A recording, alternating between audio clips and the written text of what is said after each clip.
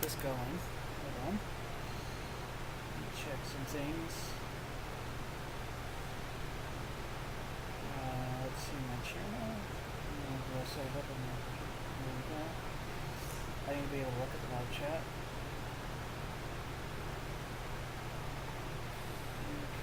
I'm gonna look at the live chat. Share this around with folks. And then let's start.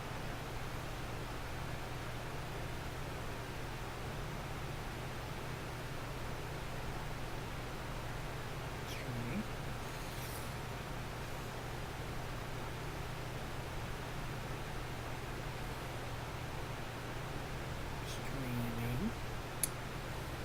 And I wish I had two computer screens, but I don't. I'm doing this on a laptop. So, yeah, let's do this instead so you can see my horrible face.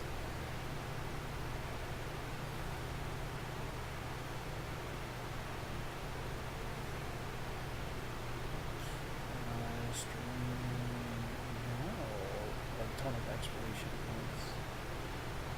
Exclamation points.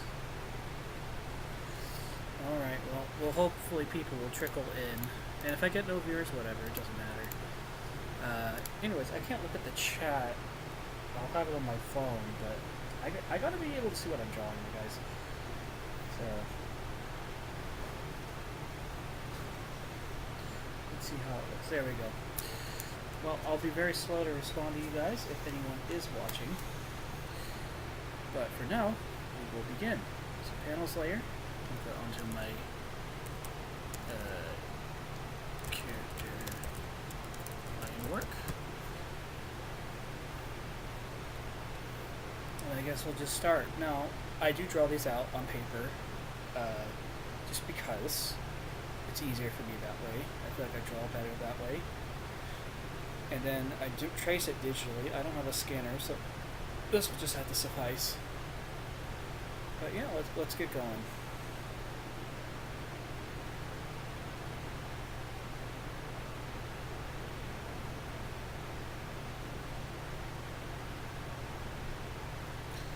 And if you all have any questions, I can answer them in the chat.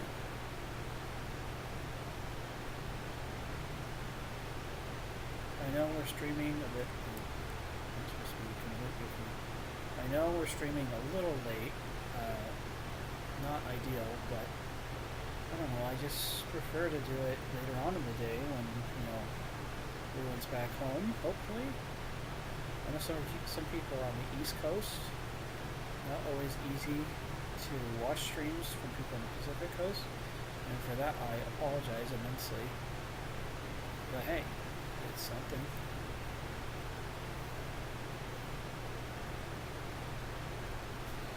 So Caroline is giving Stephen a little bit of a dance lesson right now.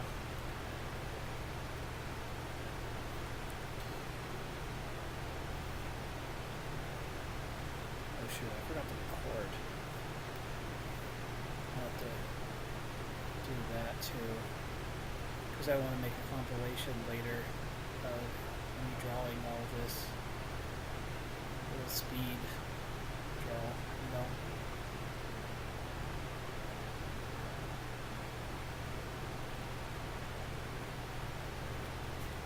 It's too big of a finger column.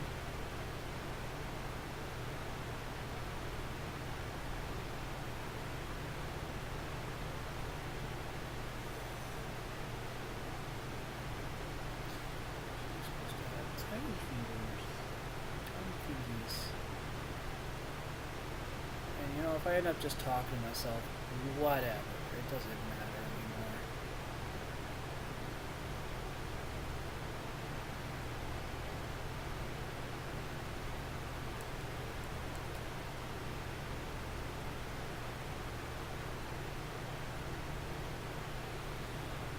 I hope someone joins. Anyone? Do I need to give this as a live alert? Hold on. Is there a way I can alert people? I don't know. I'll just do this. Nobody wants to watch? Nobody wants to watch. This is fine. Oh, you know what? I might just go share the link somewhere else.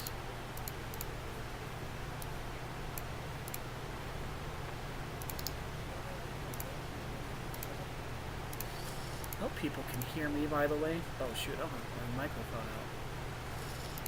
Can y'all hear me now? I hope so.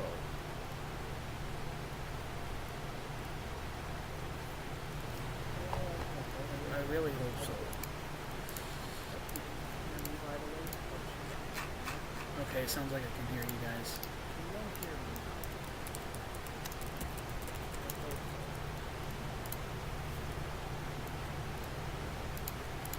Okay. Shared it somewhere else. Hopefully people will trickle in. Hope people can hear me, by the way. Oh no, doesn't matter if they don't. Can y'all hear me? I better turn off the YouTube watch of that. Otherwise I'm just going to hear myself, which is going to get extremely confusing and annoying, what I am.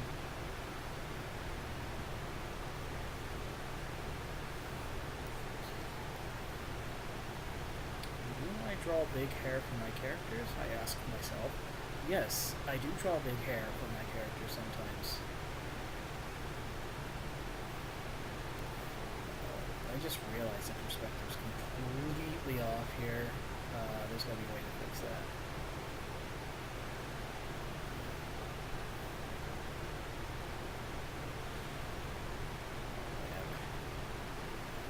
This will have to do.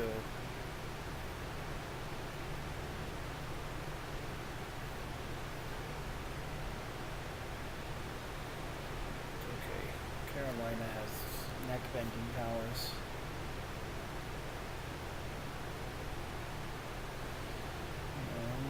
She's just that powerful.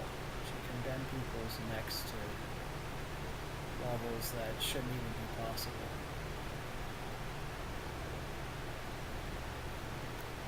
These are horrible velvet gloves. Oh, that crap.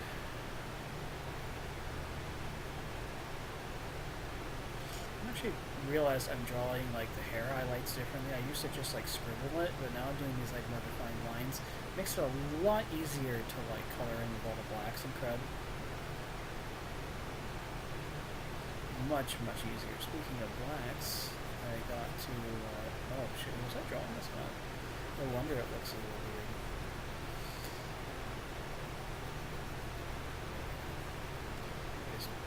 Speaking of blacks, I'm going to be doing these black highlights here because I realize it makes her outfit look like it's made of velvet, which is the entire point. She's wearing a velvet dress and completely goes Mary Jane Watson on Stephen Bart's here.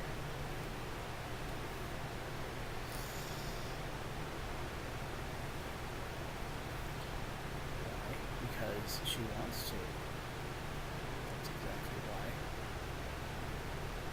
Yeah. It's weird. She would do so. Why would Carolina seduce him this way? I don't know. It's a good question. Why does she want to seduce him?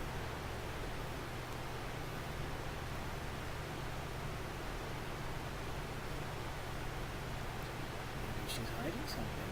Maybe he's hiding something from her.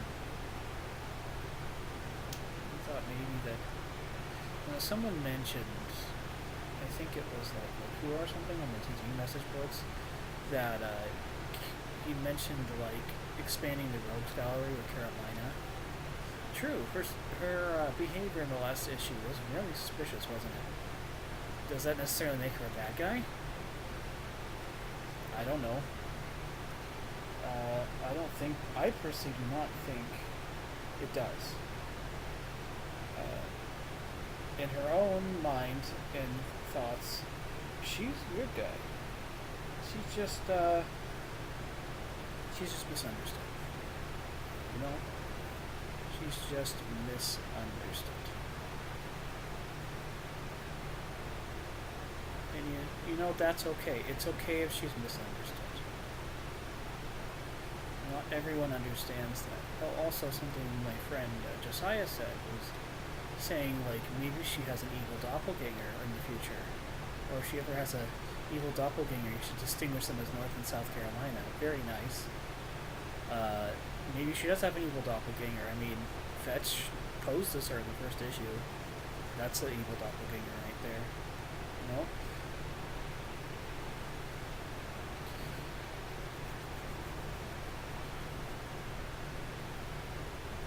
Yeah, it's definitely an evil doppelganger right there. But, you know, again, I don't think Caroline is a bad guy. I mean, she's one of the supporting characters.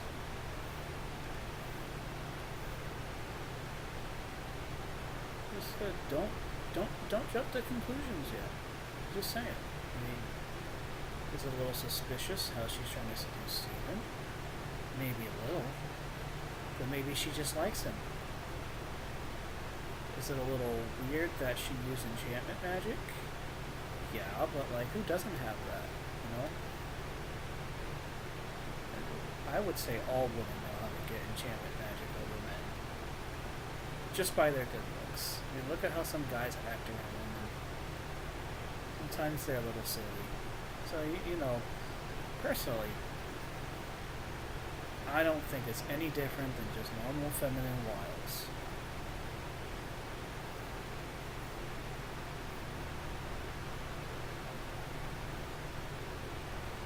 Nothing different.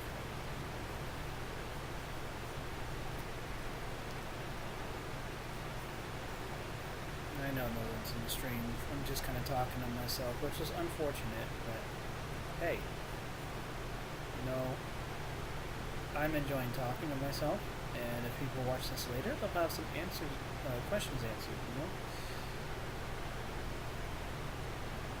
Although it would be really nice to have somebody watching. Just saying. I'm just making sure that if somebody does post a question in the chat, I can look at it and get to them, get back to them, you know? Okay, I think that's this page done. Oh, wait, no. There we go. Yeah, I'll got that one there. People understand it's a jacket. It's easy to understand it's a jacket. Oh, and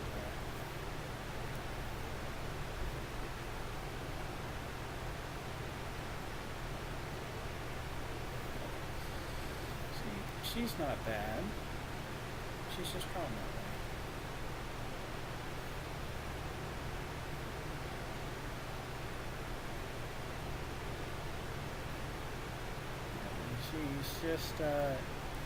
She's just teaching Steven how to dance. There's nothing wrong with that, you know? If teaching somebody how to dance is wrong, then, like, every single dancing instructor in the United States should be arrested. So, there you go.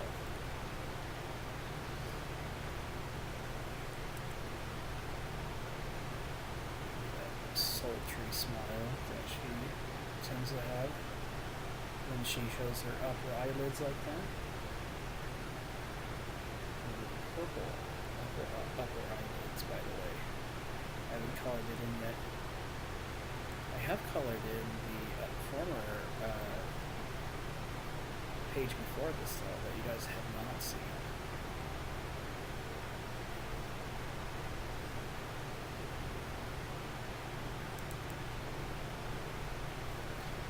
I do sometimes use the flow tool for hair, but sometimes I like coloring it in. When I actually like draw it out, I prefer coloring it in like that. That's just me, though.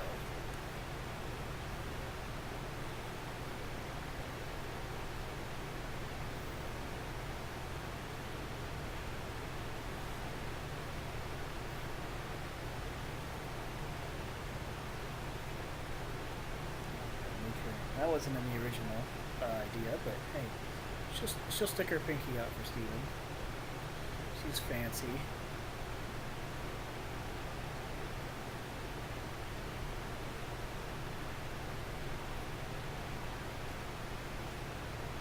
Apparently Steven is too. He seems to be enjoying the dancing. See, there's nothing wrong with it. He's enjoying the dancing. Completely and utterly enjoying the dancing.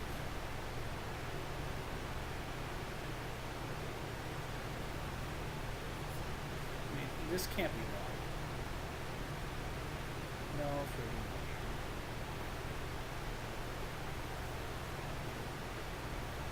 Oh, I'm so drunk.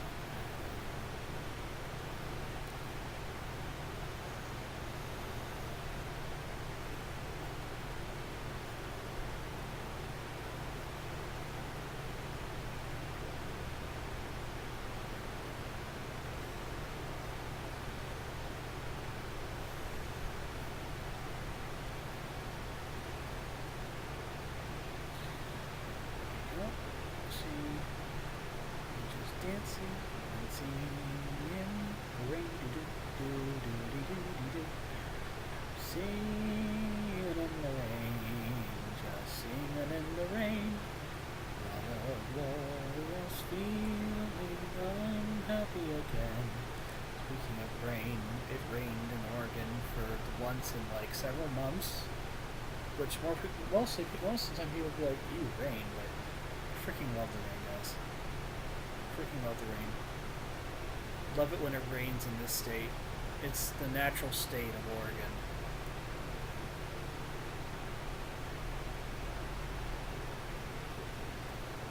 And then people move up here from sunny California thinking, oh yeah, I'll handle the weather. And then they freak out the moment a drop of water comes from the sky. So there you go. Yeah, I wouldn't personally freak out if a drop of water comes from the sky, but you know, Californians, they do. They do whenever they start living up here. They'll be like, I don't like the rain, and they'll complain about it. It's like, why did you move up here? The state is known for its rain. It's known for it. Well, you know, some people just never learn. And you know what? It's fine. It's fine if the Californians don't learn. Now, the people I don't expect to complain is if you're from like Washington and Idaho, but I've known people from Washington and Idaho who still are like, oh, I don't like the rain. And those people, I'm like, it already rains in your state a ton too. I mean, well, maybe if you're from like eastern Washington or parts of Idaho that are more deserty, but still, I would prefer the rain over a freaking desert. But that's just me. Am I weird for that? Don't know.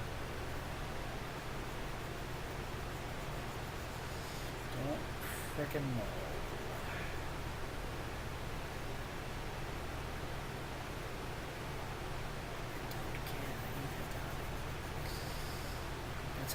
That's kind of how I imagine Carolina's voice, where she's, oh, so very sultry, darling.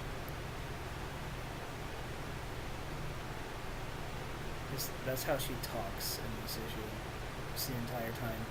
Most of the time she's like, darling, why is it so, why are you hiding secrets from me? Why would you do that? But no, in this issue she's more like, darling. Why don't we go to a dance? It would be great for our advertisement numbers.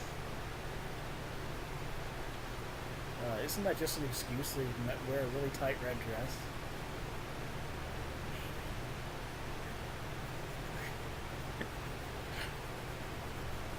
Are you sure you're not up to something, Carolina? Oh, darling, why would I do that? It's just a silly gown. There's nothing wrong. Okay.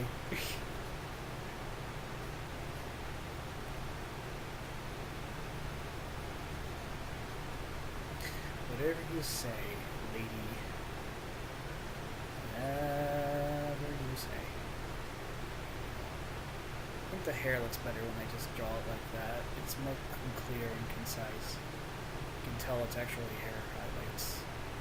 Again, I used to like scribble it like this, but don't do that anymore. I think it's better this way.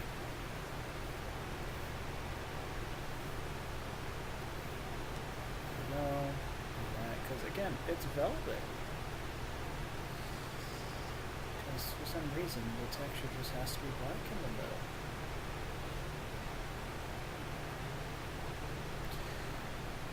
Probably chose a really poor time to stream. I thought like 6 or 7 o'clock would be better for people, but it is upset. I guess it is a Friday night. People are fucking busy. But I mean, my brother streams during this time with his games and crap. So I didn't think it was a bad idea, but maybe it was. Maybe I don't know what I'm doing. I haven't caught on to the whole YouTube thing yet. I like drawing first and foremost and making my comic, which I'm a little behind on, by the way. As you can tell, this is page 9. I have like 5 or 6 more pages to do. Try to whip them out before the middle of the month, but I don't know how feasible that's going to be. Especially when I have some action scenes to draw. Oh well. Well, we'll see what happens when we get there, won't we? I just feel a little bit bad because I was preoccupied with, not only was August a busy month, so I went to the state fair, did some events with my family, went to like a local festival in my hometown, but also just mom wanting to go to the fair, I got the dog sit, a lot of other things, getting sick yesterday, all that crud. But hey, I got my license today. So it's been a pretty nice, eventful day.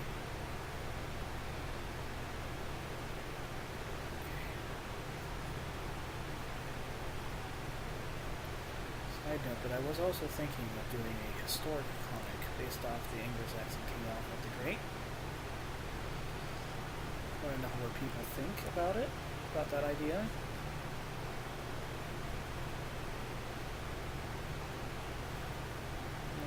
I see nobody else is in the chat, and if you're watching this later, you might be thinking, well, that's sad. He's just doing things by himself.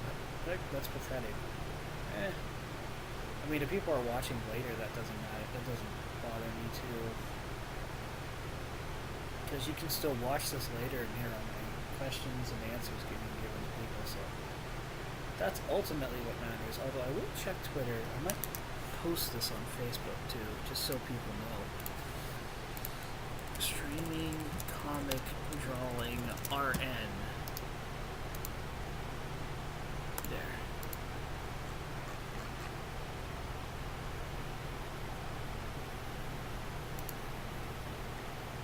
Hopefully people see.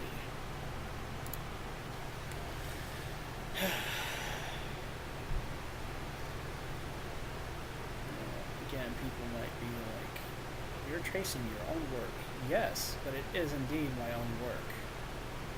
And that's what matters in the end, isn't it?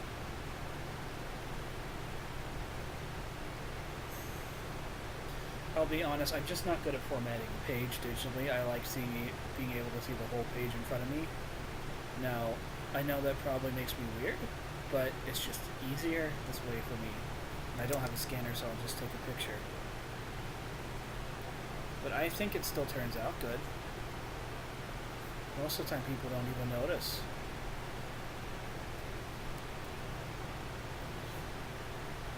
They don't even notice. So now you guys know my dirty secret, although if you watch the other streams you would also know this by now. That I trace my own work. Isn't that horrible? It's also proof that I actually draw all this crap. I mean, with all this AI art stuff going around, you can easily just say, oh, he draws with AI art. I know a guy who draws with AI art. That's Matt Cross. No, I'm kidding. No, he draws his own stuff, but he's certainly a big proponent of it on Twitter, which I love his comics. I don't know if I agree with him on his AI art stance. I know it's not going away, though, and the technology will get better. But here's the thing. Sure, it would make life much easier if I drew with AI art. However, every time I've tried to use an AI art program, it's just not as fun to me. There's a process I just love with drawing. That, like, it's an actual, like, way of making me feel better, and all that crud. And what you're doing with AR is that you're looking at a program, putting a bunch of prompts and clicking through all the ones you don't like and all that crap and mix mashing. And I guess some people will go through it and like modify the AI art with Photoshop, which it's better than nothing, but I still don't like it. I mean, I wouldn't like doing that for a living, but I feel bad for professional artists who are going to be expected to do this from now, use that kind of stuff from now on, because it's not as fun as actual drawing, in my opinion. Like, why do robots have to take over the actual fun, liberating work, like writing, drawing, all that stuff? True, entertainment will be even closer to our fingertips, but why? What about the people who are talented? Now, I know a lot of, like, Hollywood, professional big artists and whatnot, all this stuff's full of liberals. I get it. And I don't really like left-leaning stuff a lot of the time. Just putting that out there. But, here's the thing. Those people still need jobs. Okay? And they still make good work. And I respect them as artists. I do. I try to respect them as artists, even if I don't always like what they're drawing. So, I still think that they don't deserve to have their jobs taken away, but unfortunately, AI art's doing something. But there's also another cool thing about AI art, that it's kind of bringing people who don't know how to draw, and they can just like make artwork and prompts when they want to, which I think is cool. It makes it so people can actually start coming up with concepts and that they haven't before, make works that they couldn't before because they weren't skilled. But at the same time, at what cost, you know? Because then the actual skilled people kind of they're kind of left out. I don't know.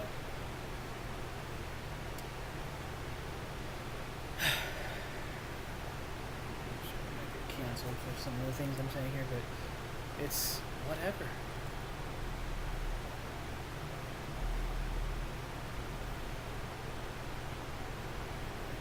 Lady like that. She's wearing pantyhose, by the way. I wouldn't be that immodest. She's wearing leggings. I just haven't colored it in yet. Don't worry, she's not naked under the darn thing. I mean, technically, all of us are naked under our clothes. That's just a fact of life. And now I'm probably being too weird to stream, and I apologize. So what happens when you leave me alone with my own thoughts? I should not be left alone with my own thoughts. Now there is the interior of the dress.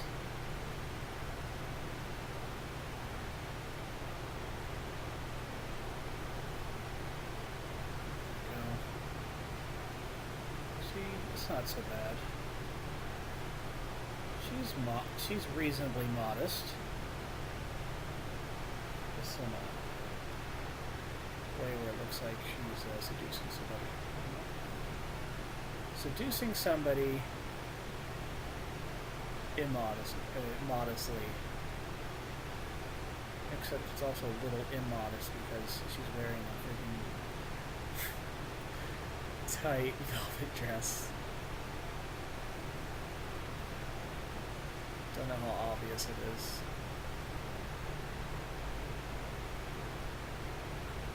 I do not know how obvious it is about ideas of femme fatale going on here right now, but they're there, and I'm surprised no one's made a mention of it.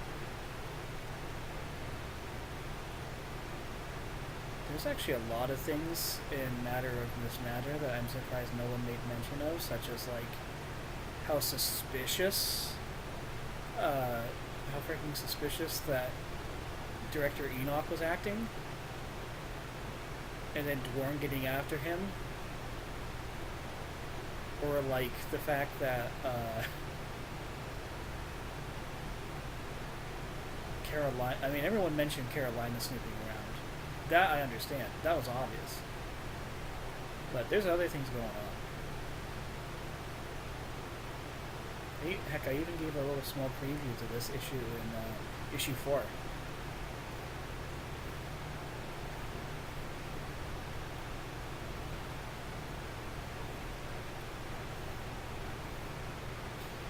So there we go. There's There's that main centerpiece right there. Now I just need to color in all the... Oh, wait. I forgot his legs.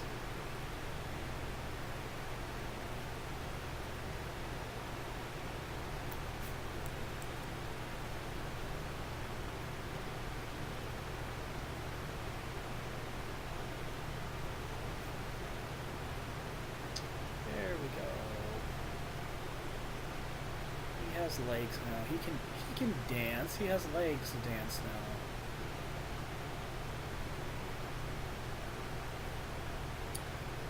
I hope nobody took what I said wrongly earlier about like not agreeing with certain artists, but just I'm more of a I like the traditional arts. I can't really draw traditional arts, but usually when I look at art, I tend to prefer or cartoons. I love cartoons. It's just not the way people draw cartoons. I don't always like nowadays, particularly just that whole. I don't like how soft they look anymore. Everything looks so soft and pillowy, and it's an okay style sometimes, but other times it's like I want to see more angles. Remember back in like the early 2000s, there was a lot more angles in cartoons. Like you had Ben 10 or Spectacular Spider-Man, that crud. I didn't watch Ben 10. Don't ask me anything about Ben 10. I just have no idea. I just remember seeing a ton of advertisement for it as a kid and like maybe glimpsing at like a few episodes. I watched the pilot when it came out when I was really small. That was really about it. Or, not the pilot. The first. I don't know if they have a separate pilot or if there's the first episode of the pilot. I don't know. I just remember seeing him get a freaking watch and then turn into aliens, which is cool. Did he, like, become 10 aliens the entire time? I guess nobody's here around to answer me, but... I don't know, did they stick to just, like, 10 aliens the whole time? Did he have to, like, switch his watch? Because I've never seen different forms. Way more than 10. Anyways, I don't know much about that show. I'm just saying, it had a good style. So did Mystery Incorporated. So did Spectacular Spider-Man. They had this nice angular style that I took a lot of inspiration from. Although my main inspiration is Spider-Man the Animated Series. That's how I wanted to draw when I was younger. That's why some of my characters look the way they do, although... Can't say I've replicated it entirely, which I didn't want to. When I was younger, I wanted to replicate art styles, but then I got some really good advice.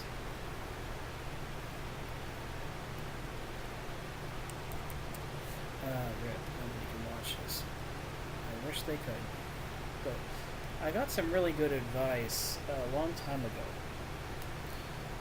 When somebody said, you shouldn't be trying to copy other people's styles, make your own style. And I ultimately agree with that. You want to make your own styles. Draw how you draw. Just make it look good. That's the difference. It took me a while to make it look okay. Everyone tells me I'm really good. At least my family and friends do. I don't know about people on the internet, but people tell me my stuff looks good. It's just, I'm critical of myself. I don't think it always looks good.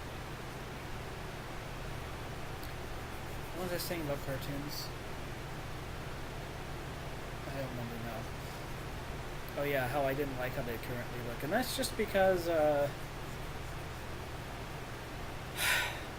that is just because I just don't like pillowy and, like, a lot of them have noodly arms and crowd, which, you know, if it was like an old vaudeville style, I'd understand the noodly arms, because they did that back then to make animation a little bit quicker, but we have, like, flash I know nobody probably uses flash animation anymore, but we have animation, like, rigging and crud they do nowadays. I know for a fact they also use 3D, to animate 2D things now. In my opinion, there's no excuse to have the bendy arms. I know it's a stylistic choice, but I personally never felt it looked good. It looks like your arms are noodles, and to some people that's appealing, but it doesn't look like an arm to me. It looks like somebody has a hose that they're using, like they're a robot with hoses that are like trying to grab things. You know, just all hoses. And of course, I'm probably going to be freaking canceled over that too, because of course I would be. If anyone even watches this, which I don't think people are going to, but whatever. You know what? I could just spout out every single spoiler of all the stuff I've been planning the last 3 years right now, and if nobody watches it, it'll be there for people to discover later. No, I won't do that in case somebody does start watching, because I don't want my story spoiled. And I don't think people who are reading it and like it want the story spoiled either.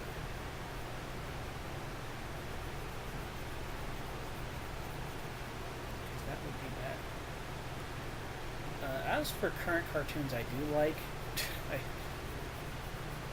I don't really have any, I'll be honest. I don't watch cartoons much anymore unless it's like smaller animations like Terminal Montage and crap. Like smaller YouTube animators. I'm just not interested in what they're putting on TV, and I don't even watch TV much anymore. Most of my watching is YouTube. I grew up with YouTube. It came out when I was really small. So I just don't see the point of anything but YouTube.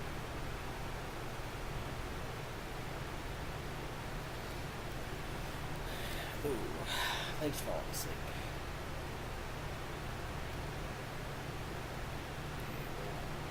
Color a huge chunk. Actually, you know what? There we go. That's better. By the way, Super Mario Wonder trailer looks amazing. It's absolutely fantastic. And I love everything about it. Some people are being weird about it on the internet, though, with like the pea balloon, Peach and Daisy. All I have to say is, stop being weird. Please.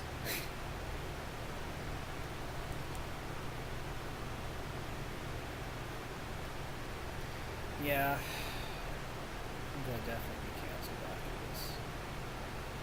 It's okay.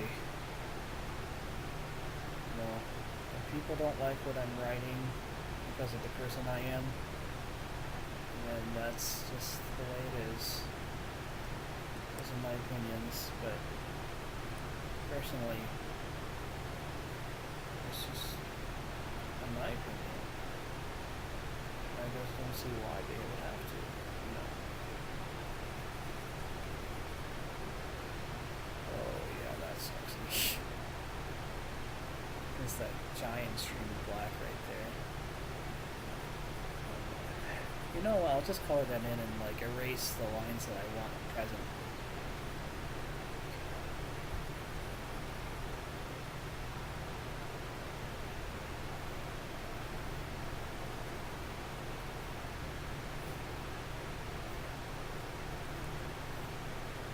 That's better.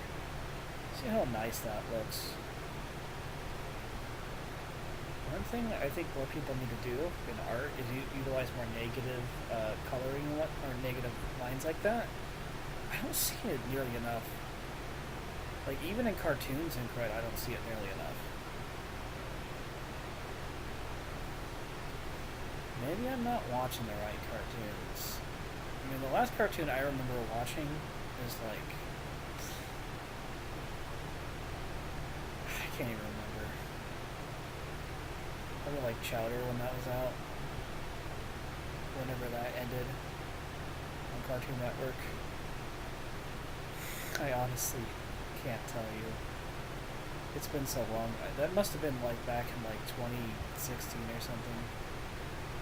Oh, I did watch Journey to One on Netflix. That was horrible. I was a moderator on the TTV message boards at that time, and man, the 2016 topic made me want to explode. It really freaking did.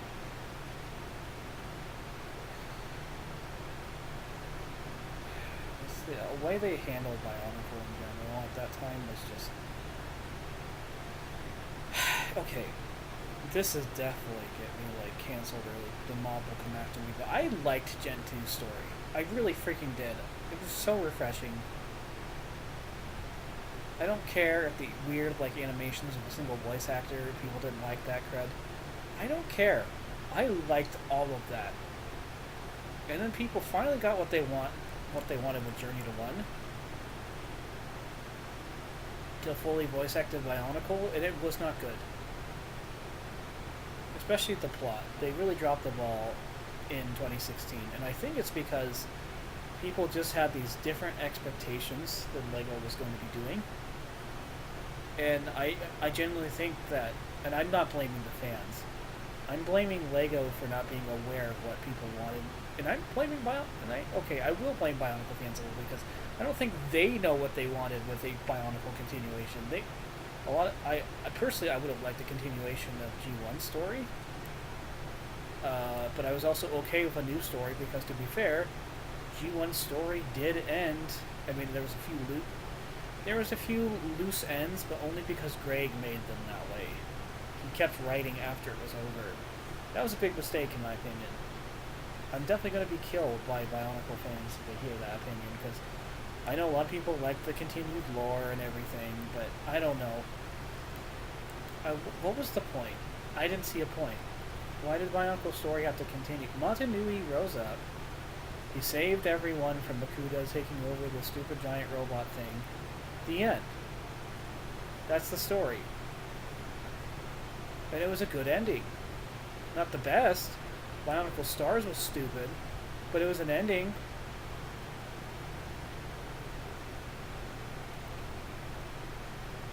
It was an ending I was okay with as a kid. I didn't like it back. To be fair, I didn't like Bionicle ending back when I was a child, but I was freaking 11, guys. No 11-year-old's going to be happy when their favorite toy line ends. But at the same time, like, I was content with the ending. I still am content with Bionicle ending, by the way. So many people want a G3, and I keep saying this. I don't want a G3 for Bionicle whatsoever. Why?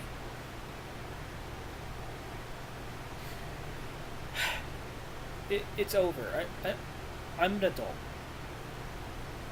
I loved Bionicle. I'll still collect Lego, but it's a part of my childhood, and I have to grow up. I've grown beyond Bionicle.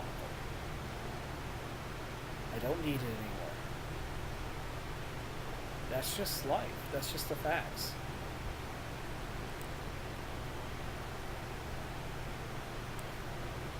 And the way I saw when they did those like continuation or like Hellrix and whatnot, the freaking contest for that, it kind of just showed me the reason why I kind of was okay with Bionicle being dead in the first place.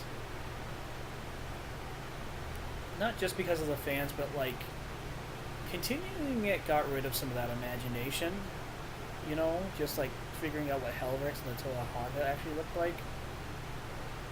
I saw so many great mocks that I headcanoned as proper Hellrix and the Toahaga and other things like that. And so when you actually like give an actual answer to it, suddenly just now it's like, I guess it doesn't invalidate the headcanon, but it certainly is like, well, that's not the actual canon. And that conflicts. I don't care what anyone says. That does actually conflict with headcanon. It absolutely conflicts with headcanon. Because now it's like whenever I'm talking about what I think Hellrix looks like, somebody will always say, well, we have a canon version, you know. Yes, I know we have a canon version. And that'll keep happening. And you know what? It was better when we didn't have a canon version. And it was better when Bionicle was dead. And it is better that Bionicle's dead. I'm sorry. I mean, my 2016 self would be screaming at me right now, but right now it's just, I don't think I need any more Bionicle in my life. I can't afford it anyway, but that chapter of my life is over. I want to continue on to college.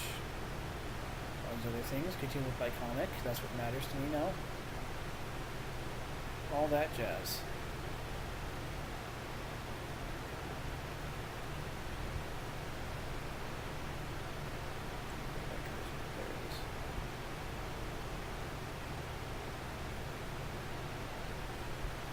So, yeah.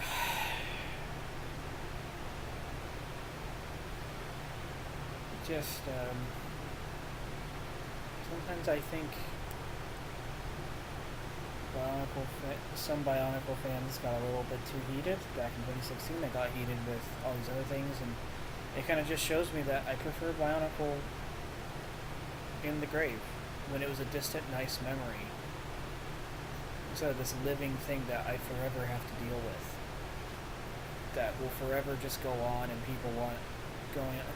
I mean, we see all the stuff going on right now with, like, returning franchises sucking, and it just makes me wonder why, like, people want Bionicle, they want, like, other old LEGO themes back. The only LEGO theme I truly want back is Castle.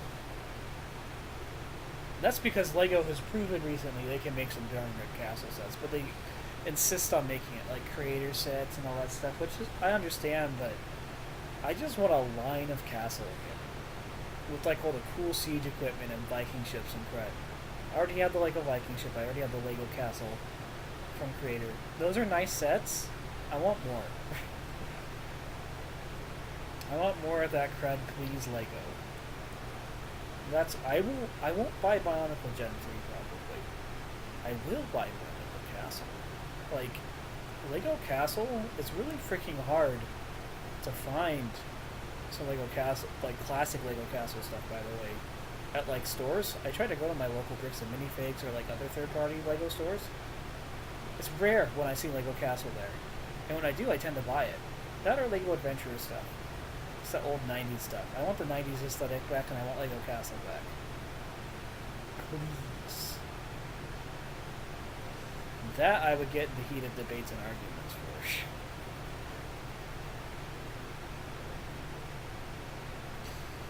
Still nobody on.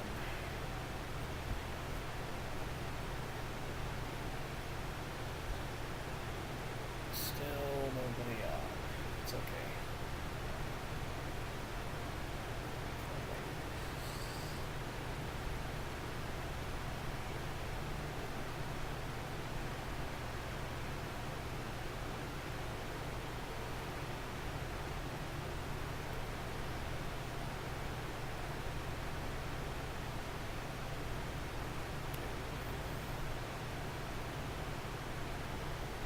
I'm probably just doing this off or not. Oh, hello, Toby. Good to see you. I'm glad somebody popped in. You came right in time when I was talking about controversial stuff earlier. You probably just missed that. Hope I don't get canceled for some of my opinions, but it's okay. Good to see somebody watching, though. Hi. If you have any you caught it here right when I was going to be starting coloring, actually, or rather, like, word bubbles. So, let's look at my script that I draw out. Normally, actually, I write it, and then I'll draw it, and then I'll do all this crud. I do a lot of my writing for actual, like, scripts because it's really hard to edit this when you've already drawn all this stuff. Much easier to edit it when you've already drawn all this code or written it all.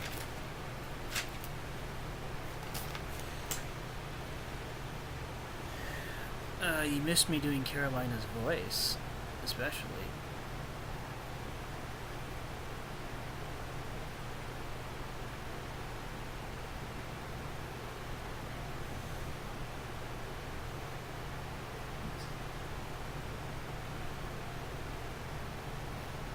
I can turn off this layer. I basically traced everything. That's a nice page even with the black and whites.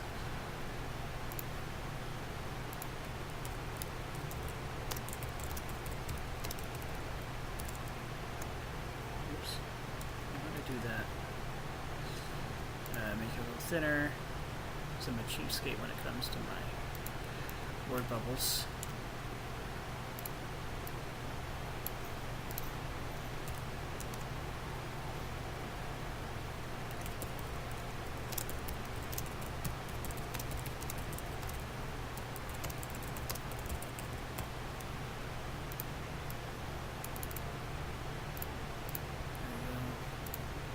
Chill.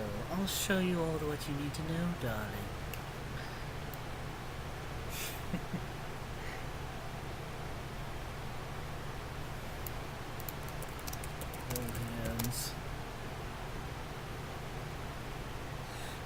Maybe don't rewind back. Although I did have some hot takes on Bionicle Gen 2 if you want to hear them. Sweet.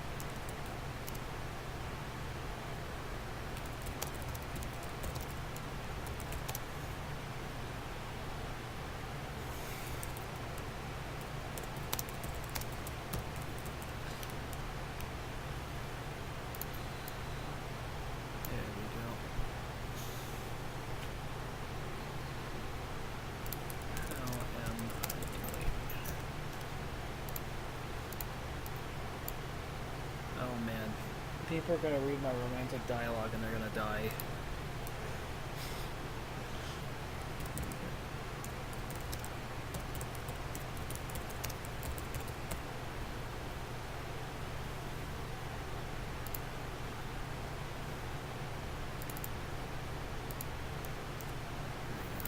My dog's right across from me. I'm not gonna turn my computer around though. She's looking at me like, who the heck are you talking to, buddy? I'm talking to an audience you can't see, dog. I didn't say I preferred G2. I was saying that I liked its story and that people were way too harsh on it, although I did not like Journey to One. And I also said people kind of need to grow up and get and kind of just realize Bionicle's a thing of the past and remember as a fond memory of their childhood. That's what I prefer to do, and it's a lot better that way. Instead of just getting heated online and saying like, no, that's not how this character looked with the contests and cred or all that stuff. I already went through all that. I've already been heated. I remember going through the 2016 topic and actually wanting to go crazy over people like that when I used to moderate. It's just so much more peaceful letting Bionicle be a memory. I mean, I'll still build with them sometimes. I still play with Legos. I still get my Lego sets. I'm not gonna carry my entire freaking like camera over to my room to show you all my Lego sets because it's a mess in there. You don't want to see that.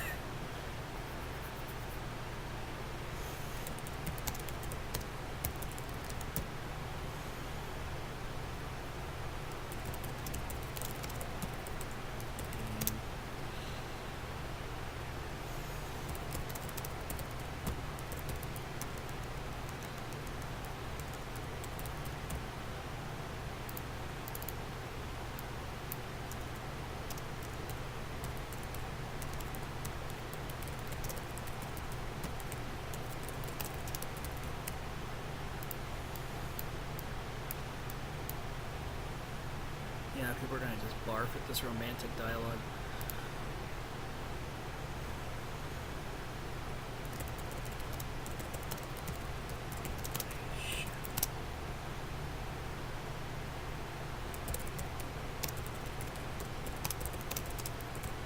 I was also bashing on current cartoons, which I know a lot of people would hate me for. Because I am a little bit more like, let's just say rural in my thinking, kind of old-fashioned, which not everyone's going to like, but it's just how I am as a person, and very religious, but I try not to be a jerk about anything.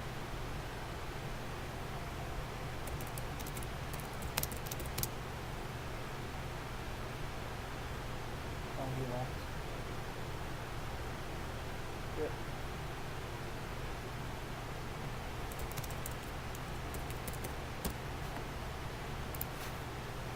He left.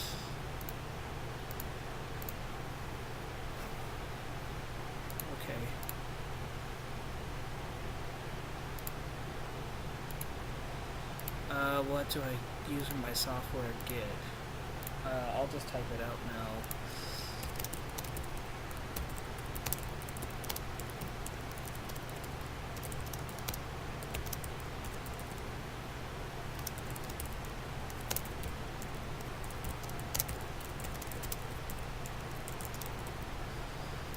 I use Firehall Puppet because it's free and I am poor, and it's a program I use well.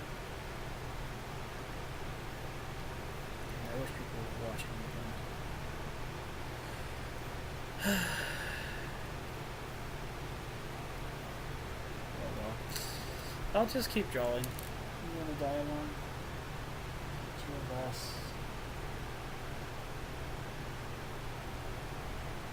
To disturb us, but the way the blue waves.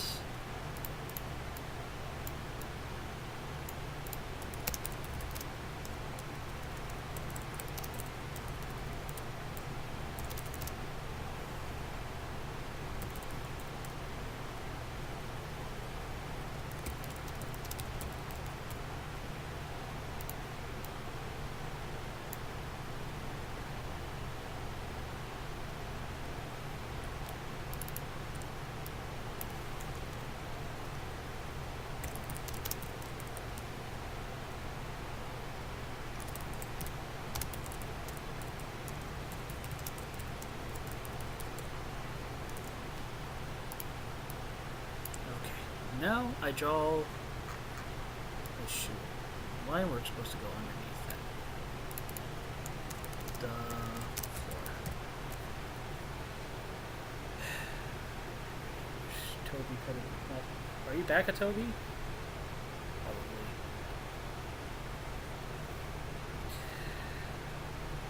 You're missing my hot takes, buddy. I don't know if you missed what I said about G2, but I was saying it was nice, and I liked it, except for during the 1, but I felt like people were way too critical of it.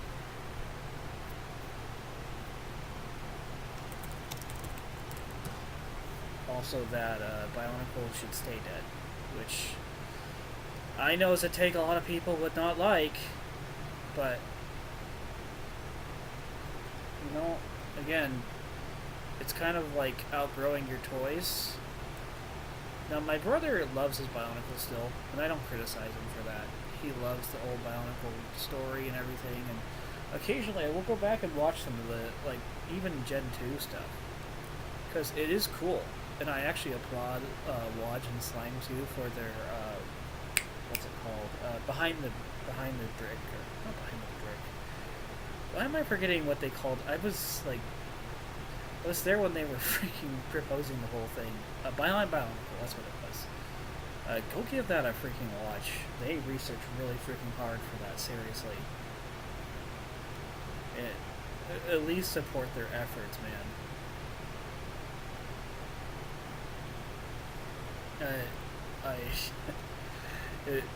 I remember they wanted the whole team working on it. Unfortunately, I don't really do stuff with the modcast anymore, just because they recorded on Fridays most of the time, and I wasn't available for a lot of Fridays back in the day. Usually still I'm not. This is a rare free Friday for me.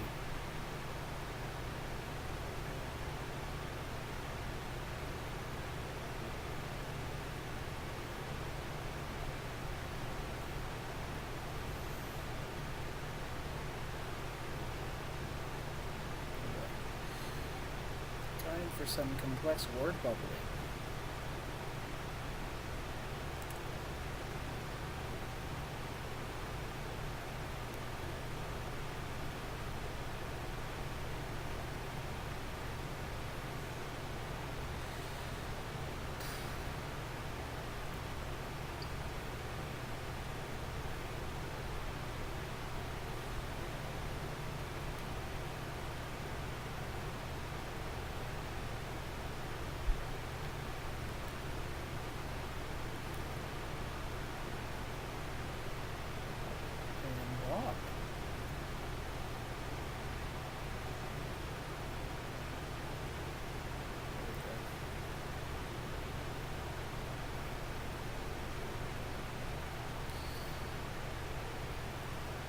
Okay.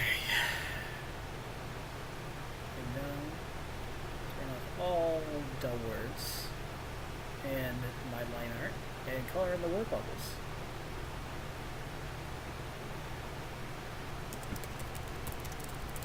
Bubble color and default.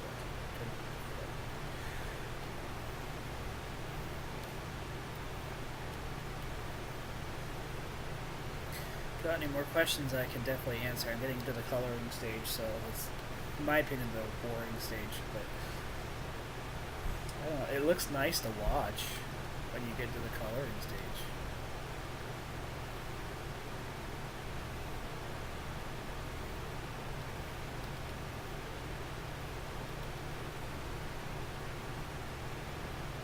There we go. So that is usually what I call a completed line work page. And it's like this. I think that looks really nice. The problem is I gotta color it now, so no, it wasn't right. I have a super secret chat, by the way. A lot of you guys aren't allowed to get into, but I also have my normal community chat. A super secret chat I share with super secret people. My artwork. I don't know if you can see that on stream. No, you can't. Good. I don't want people seeing it. But you guys get to see, when did I first come up with the idea of Emerald Man? 2012 or 2013. It was my last years of middle school. I wrote about this, I think, in one of my commentaries too. But when I was in middle school, I wrote a comic called Pi, which was my opinion of being, which was my version of trying to be funny. And I learned very quickly I'm not very funny, because when my friends read it, they told me it wasn't very funny. So, and I realized I really love superhero comics, but for a while I had Pi going around as this guy called Pie Man. And the guy's name was just Pie Dessert. That was his name. But I quickly realized again that I didn't really like that. So, and eventually I had other superhero ideas. I drew up a bunch of dumb concepts and what's a bunch of superheroes that have not been done before?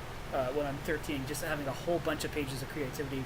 I draw this Emerald Man character of just here's emeralds, and it's a guy who makes emeralds. That was the concept as a kid. That's as far as it went. And I drew a bunch of other characters, but I looked back at that page and realized I really liked that design. I liked that character concept. And so as a kid, I started drawing more of these Emerald Man comics. I had him have a sidekick called Sapphire, who will eventually show up, by the way. Just not now. It's going to probably be a few years without my current comics plan. I'm sorry these are coming out bi-monthly, but anyways. He would do adventures with her, where they first met some of my prominent villains. Miss Matter was one of them.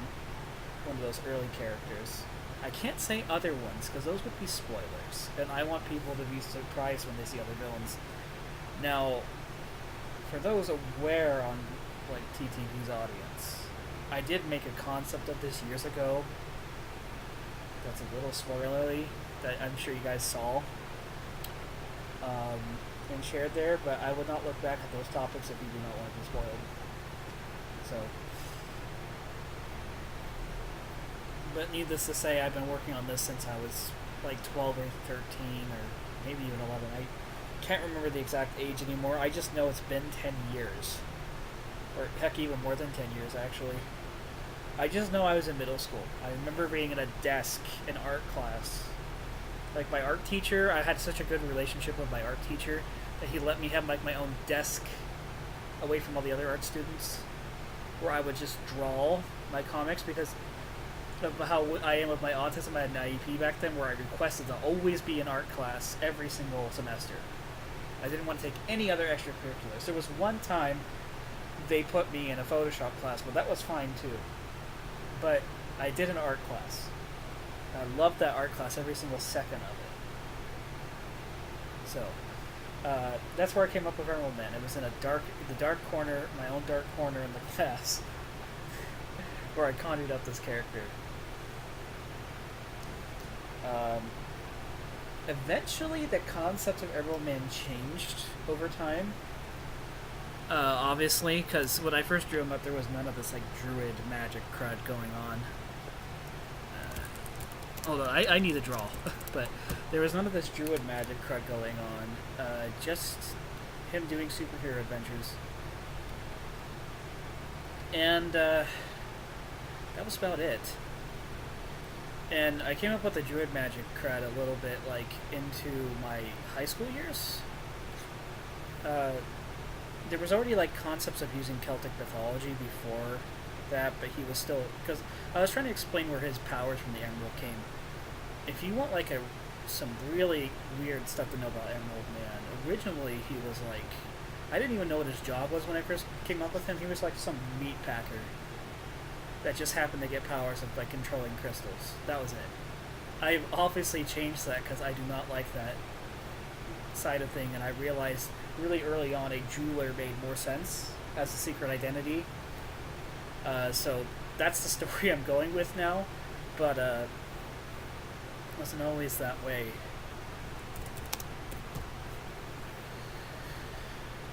Anyways, I eventually moved on from that. He became a jeweler over time, and then I had him eventually. I had to come up with a way to like figure out his superpowers, because I had him as a character. I never had an origin story for him for the longest time.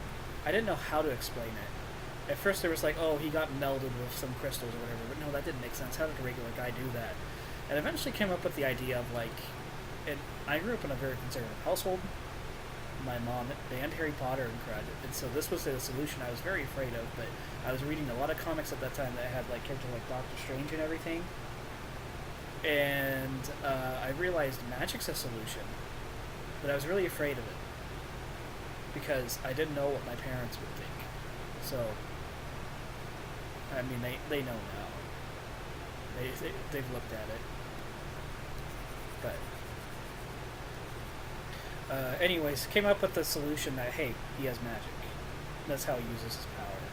And I started realizing very quickly I needed to like describe where this magic came from and everything. Originally it was just, oh, he has a magic amulet. That's it. There wasn't even Danu originally. She wasn't conjured until like my senior year of high school, when I was still writing all the original concepts. And then, let's see, definitely 27. I think it was after freaking Gen 2 died that I finally solidified like a lot of the story. I went into college and I wrote up a first draft, like a proper first draft. There was a weird time where I had Emerald Man as a woman. I didn't like those times. I changed it, obviously, because I realized that was just me trying to like make a female superhero for the sake of a female character, and I've matured since then. The way I look at female characters is like, I think, why do I envision this person as a woman? If I don't, then I'm not going to make them a woman. If I envision them as a woman, I will. Danu I envisioned as a woman. So that's how I am. I don't like just doing that stuff just for the sake of doing that stuff. Like, well, this person's a girl just because I feel like it. Okay, maybe sometimes I do that, but that's just very rare. Anyways, started developing his story. I actually didn't want to get rid of like the female lead though, and that's kind of where Danu came in, because I started thinking, let's see, I had this character Fetch, which I stole from Celtic myth, a spirit that takes people's appearances. He was there before like the entirety of the Celtic angle and everything. So I stole that concept, and I realized I could do more with this. Reading some like Tolkien actually got inspiration from that too, obviously. By the way, if you guys want to know how I get my colors, I just steal from my other pages. I don't make like a giant coloring like page or whatever like some other artists do. I'm too lazy for that. Oops. Anyways, what was I saying? Oh yeah, Danu kind of got. Originally she was going to actually be the actual like goddess Dana from Celtic mythology, and I realized, no, I don't want to do that. That would make her too powerful. And so I decided she would just be. She then became like an elf princess for a little And eventually I settled on no, she's like an ancient druid who's teaching Emerald Man and stuff. And because I realized I was going to tire him with Fetch and whatnot, his backstory. So made her an ancient druid that would teach Emerald Man his knowledge as her apprentice and whatnot. And I figured that was a really nice dynamic. Kept a female lead in the story while keeping Emerald Man my main character, because I realized if she is the master, I feel like in the stories would have to focus more on her with the more dangerous threats. And so I realized make her a disembodied voice where she can't physically interact with the world much. That way she can still mentor Steven and he can be the main lead. So that's where she kind of was conjured up. Carolina, on the other hand, I would love to tell you guys more of where she came from, but I can't. I don't want to spoil. I really don't want to spoil, because, I mean, after issue 5, it's obvious something's going on with her, which, again, Wakua mentioned in his review of my last issue, when he's like, oh yeah, it's a good way to open up the Rogues Gallery. I would not say I'm opening up the Rogues Gallery.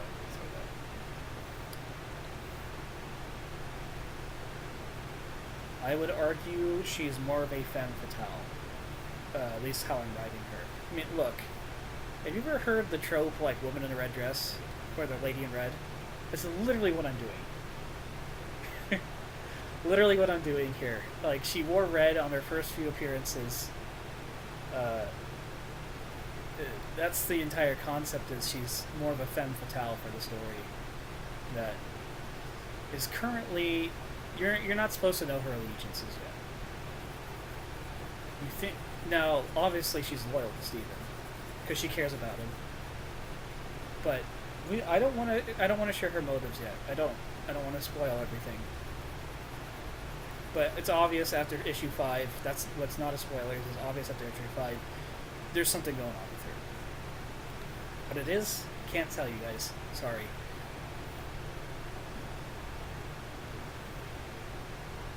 You just know that she's intended entirely to be like a femme fatale in the story. Here's the thing. I'm really inspired by old pulpy, like, comics and cred. That's why I draw the way I do. I wanted to make it look like older fashioned comics, which I don't necessarily do. I didn't do a good job replicating that style, but I felt my own style anyways.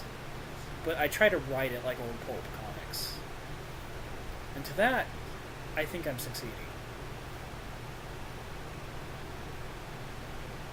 Because that's the crud I love. I love pulp comics. I love old Batman. I love old Spider-Man. I love freaking The Shadow, Zorro, all those characters. Good stuff. And that's where I take some of my inspiration from nowadays. Well, you started creating a cast of superheroes in middle school, but none of them have much development. Emerald Man is not the only one I made, by the way. Some concepts I'm still throwing around to this day that I still want to write, but that's cool. I think a lot of people come up with that kind of stuff when they're in middle school or whatnot. I feel like it's your most creative time of your life when you have all these ideas. That's why I'm glad I wrote all that crud down when I did. I still have a few of my old notebooks from that time where I'll, like, refer to my old story ideas, because as an adult I blank out a lot more for stories. I really do. I'll just sit there with, like, writer's block and be like, well, crud. What am I supposed to do?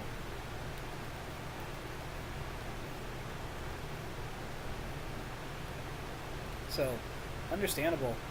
As for the other superhero teams I came up when I was in middle school, there was a character I came up with called Blue Moon. She was like this, I made all these different cities for these characters. She was like superheroine of New York and whatnot. She would, like, she had her powers based off the phases of the moon. Which, I started realizing this is kind of hard to write around. But I kind of abandoned that idea because I couldn't come up with a design that I really liked. And then there was, let's see. There was a group called I was really into planets as a kid, just mind you. There was a group called the Planet People, Which, by the way, if you saw Gid's little roleplay thing, that's where I got the character of the Venusian from. Because I had all these characters that came from different planets, and like they were like in my story, some weird government agency like sent people up to these planets to see how their bodies would alter when they when in like survival conditions. The Venusian was a woman who managed to just somehow harness the heat and toxicity of the planet Venus and survive off that, which isn't very possible. I already understand that. At that young age, I already knew that it was impossible because I'm that into astronomy, but I mean, it's funny. It's a fun story. So that's where that idea of that character came from. But I had a whole slew of characters, or those planet people characters, that I would love to write one day as a story, but I haven't been able to come up with like a really good first issue idea and an overarching story. I have a lot of ideas for comics that I want to write, but unless I write out a script and have an overarching story, I don't want to start them. I don't want to make a project incomplete. I hate doing that. So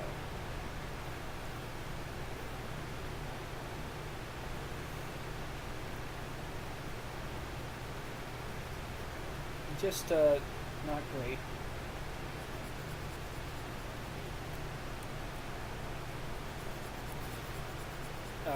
Yeah, again, I wish I could tell you guys more about Carolina, but she's supposed to be a little mysterious. Just know she's a femme fatale. That's really the only thing you need to know. That's the important thing. Also, I'm surprised nobody mentioned, like, I made a preview of like page 7 the other day. I like posted on the message boards. I'm surprised nobody understood the reference that I did for the drawing. But then again, maybe it's just me knowing my obscure comics. People don't know it was supposed to be referenced to Mary Jane's first appearance in the Spider-Man comics, where she like leans on the doorway in like that same pose, and she's like, "Face it, Tiger, you just hit the jackpot." That kind of stupid crud that Stanley loved writing, that I absolutely adore. I was basing it a little bit off that, with her pose and everything.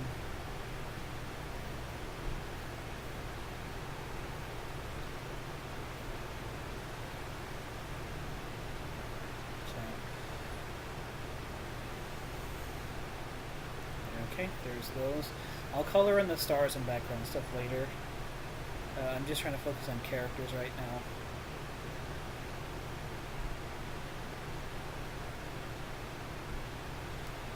And seeing if people have comments and cred too, just because I don't want to miss any.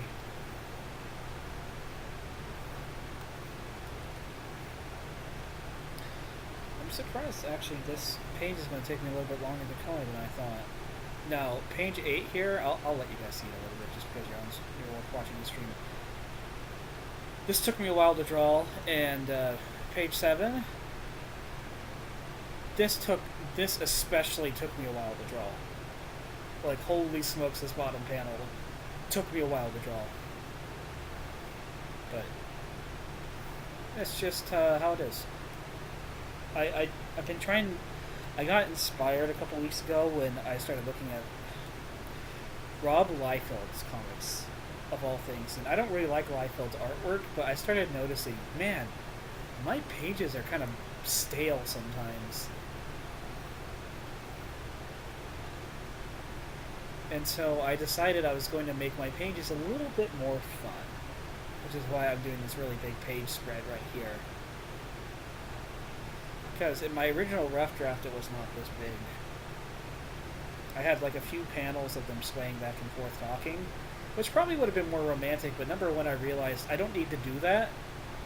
The reader can put that in their own head anyways, if I just draw like this big image right here. And two, there's no need to when I can just make bigger word bubbles. And also, you can tell this is an important moment with how big it is. So, just some thoughts going into the comic creation process right there.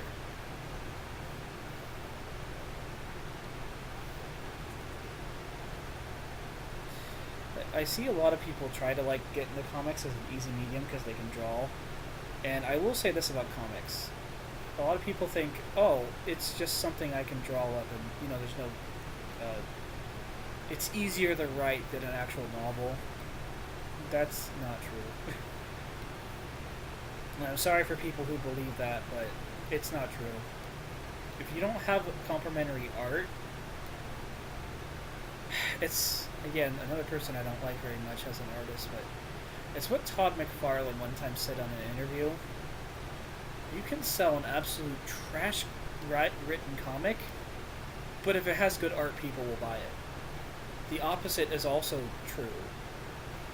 If you do really bad art but have good writing, nobody will buy it because the art is an important part of the medium. So, take that as you will.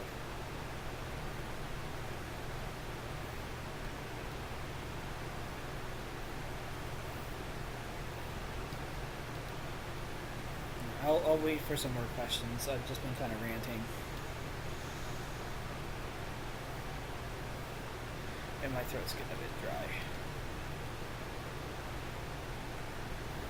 I was ranting before people came on too, so.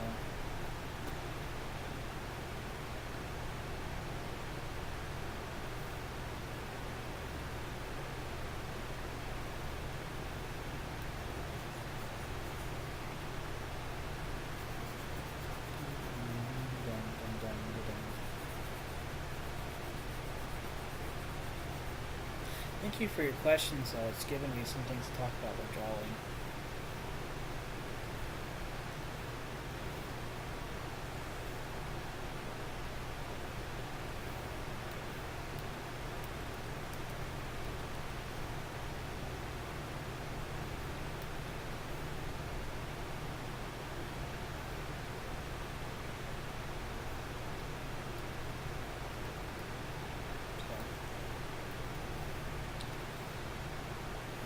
By the way, this tuxedo he's wearing, I was a little inspired by.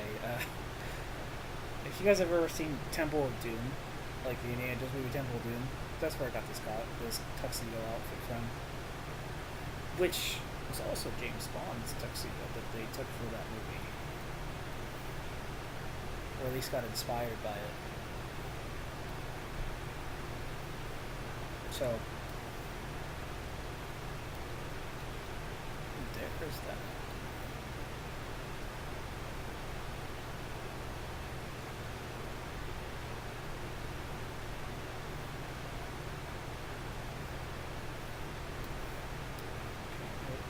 Yeah, I figured that was going to blob out like that.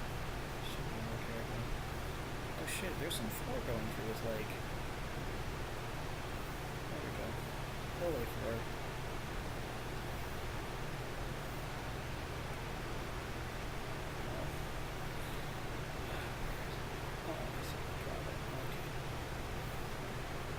That's one problem with my art style is I don't make complete lines all the time.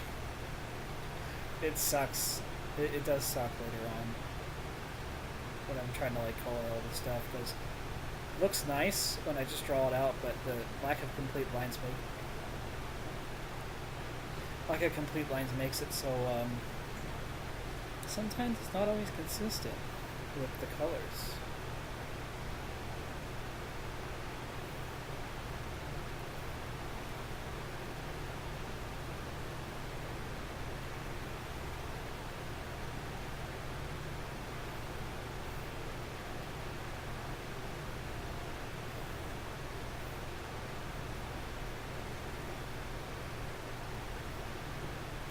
Get anything? No, Gid didn't say anything on the message boards. Okay.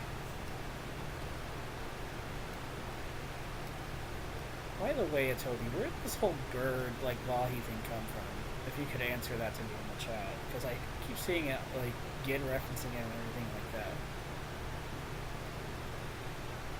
that. I just want to know.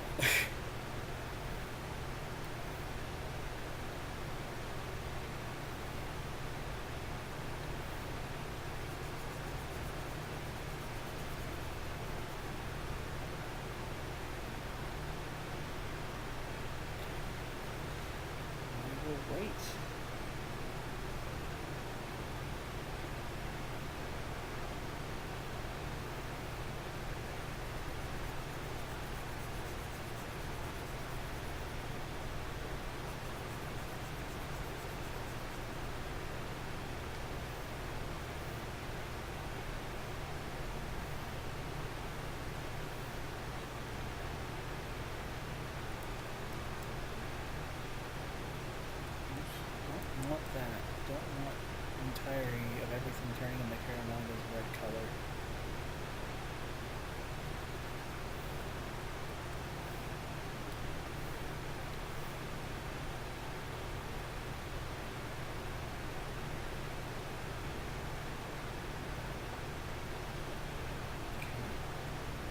That should be more. Oh, wait, no.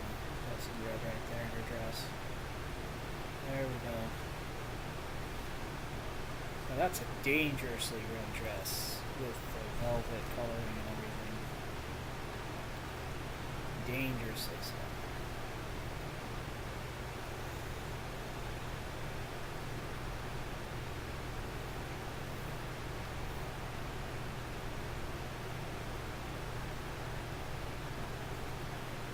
Maybe I'll ask about the body thing later.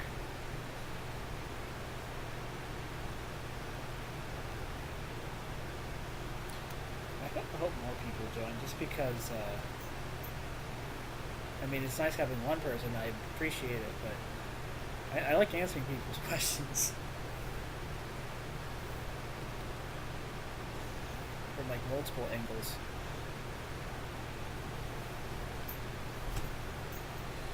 Did I pick, the question is, did I pick a bad time to start this? Why did I color Stephen's arm that way? Why did I color his arm that way? This should not be gray.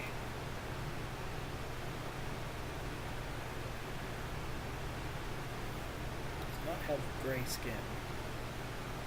He is not the Hulk.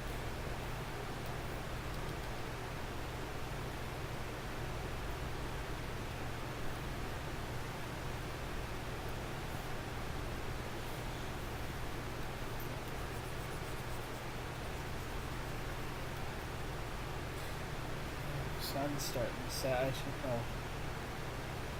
There's a quote in the out of context topic that mentions me having a hawk-like gaze and getting made of MS Paint drawing me as a bird.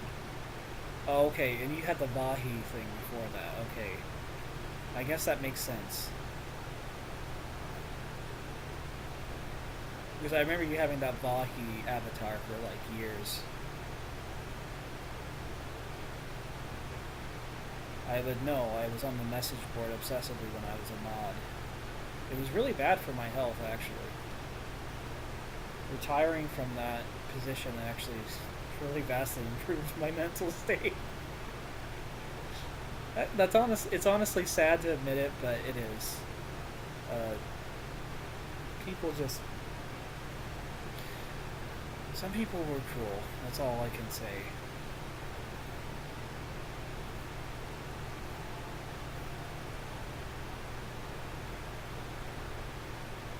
I didn't always help. I regret some of the things I said back in the day and whatnot, some of the relationships I've ruined and all those things, but that's just life. Can't go back and fix them. Just gotta forgive and forget.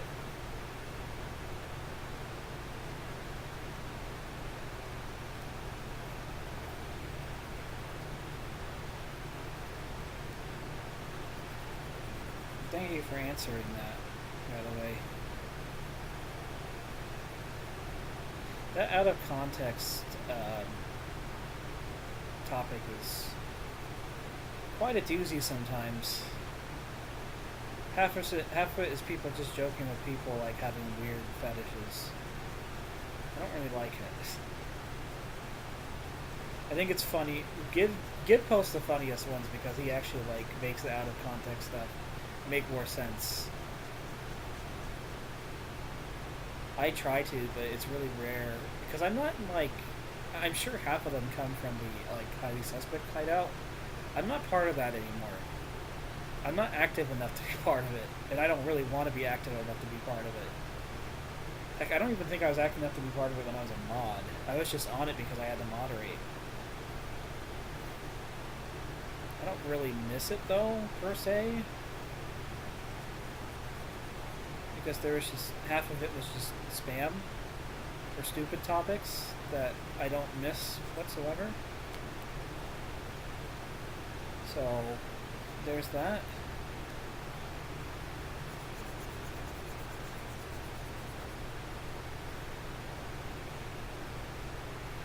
I don't know what like Monopoly's doing.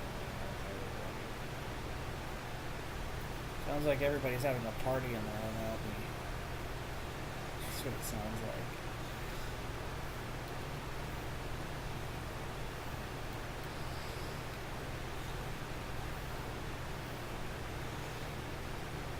I don't need the party though. This, as well as working, is what's consumed my life now. And I don't mind it. I like drawing this comic. It's just, I delayed the last couple weeks because yesterday I was sick. I was playing a video game that just released, Baldur's Gate 3, for like a week or so, which delayed my work immensely. I think a lot of them come from PMs. There are only one or two. Is there really only one or two masters right now?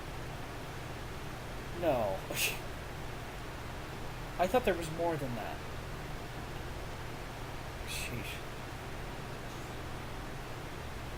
That's sad. But I guess it makes sense. Freaking highly suspect hideout. Highly suspect hideout must be like a ghost town then. Okay. I think that's those two colored. I colored their main like stuff. I'll have to color the stars later, but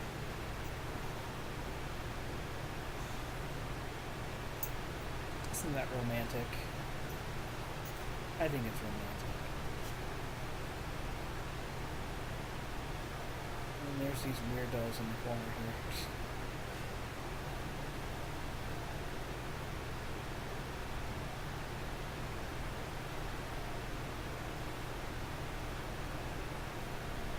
Well, regardless, I'm not moderating anymore. I don't really... I'll be honest, I'll go on TTV occasionally because I like the old community, but I can live without it.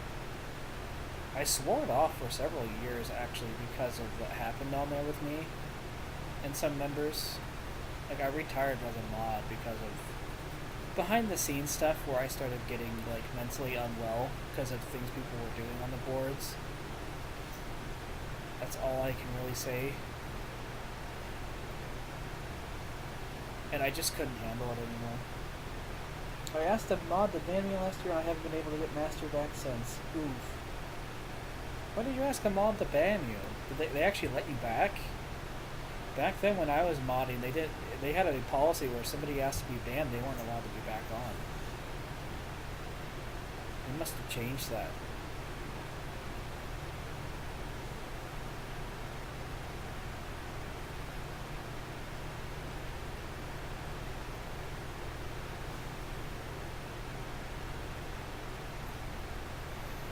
Yeah, being a master is not all that great. And honestly, you shouldn't be on a website that much anyway.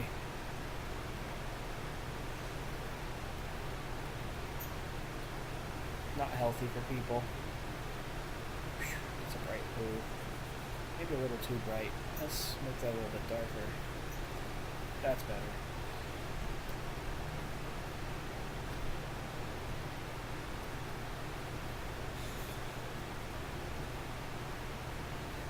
Okay, I need to turn on the light. It's starting to get dark in here. 1 second.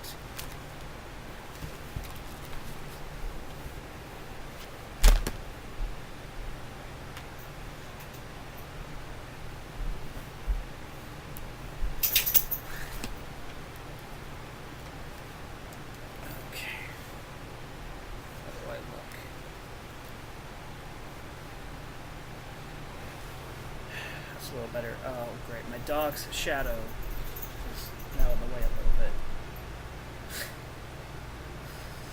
Not anymore now, but I don't have an overhead light. I use a lamp instead. It's an older house where they didn't put overhead lights, so I have to rely on lamps and crud.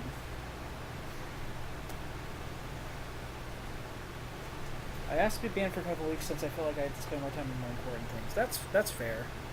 I'm just surprised they let you back on, but because again, that was the policy back then for us mods that if somebody asked to be banned, they couldn't come back. But and then some people evaded their bans for that reason, where like they wanted to make a second account, but which I don't know why you would want to make a second account. Because, like, you're already on here a lot. Maybe just to, like, make things clean, but eventually people will figure out it's you. Every time I've made a second account on a website, people are like, oh, hey, it's that guy.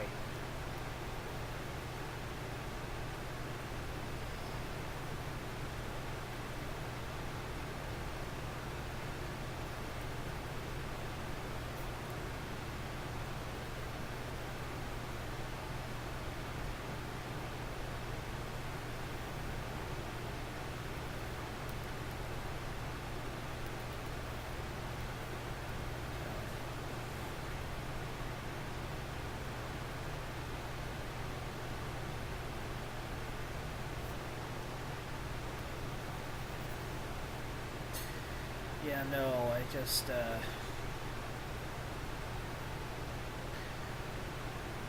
don't understand the whole like way TTV works nowadays, and it's just a small community now. I feel a little bit bad of all the stuff that happened with Monopoly. I didn't mean to make them mad. I've realized my humor is a little bit more aggressive than people can handle nowadays.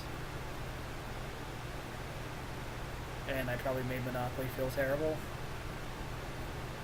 So, there's that debacle. And I do say I'm sorry for that. Although I did apologize to the DMs in Dread, so...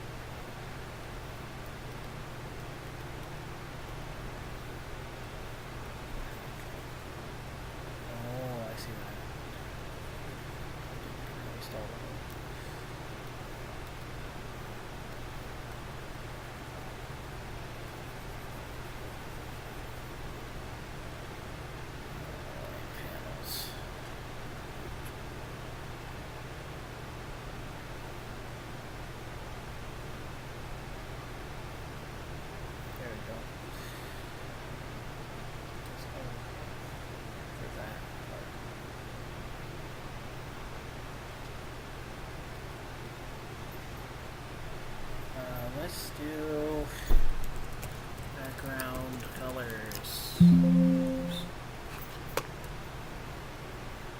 This technically should have been background colors, but whatever. It doesn't intercede with anything else. Oops. That's where I'll draw all the stars and Dread as the background colors.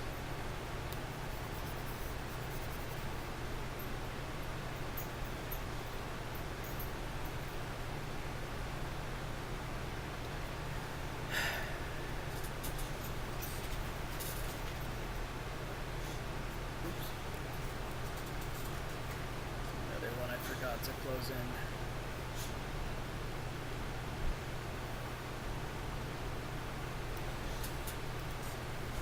I think that oranger color is a little more like yellowish orange is a better color for the stars.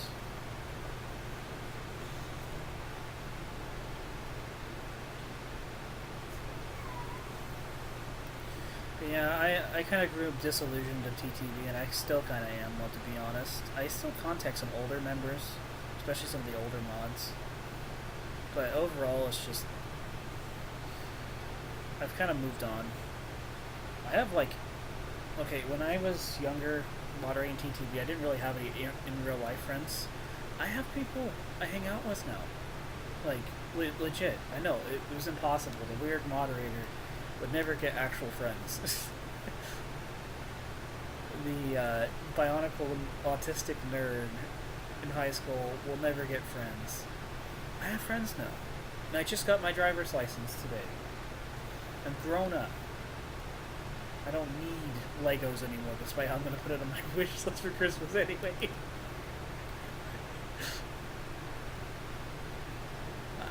I don't know. I've just kind of grown out of TTV. I have not watched their podcast for years now. Mostly because, like, after the Kahi debacle and all the crud going on the message boards, I was just like, nah, I don't think I'm going to watch this stuff anymore.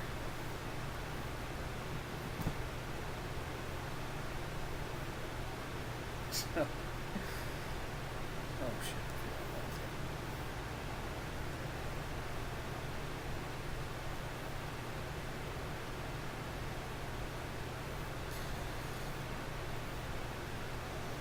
I'd like my identity to no longer be associated with like TTV and stuff, but this is what I want my legacy to be. Just drawing Emerald Land. I just posted on TTV because that's the place I know people on and that I can share it with. That's really about it. That and there's people I still like on there, but particularly Gid. Gid is funny. When I first moderated, he seemed like a small little scrub dude. But you know what? He's become overpowered now. He is now the boss of the boards, in my opinion. Either that or Monopoly.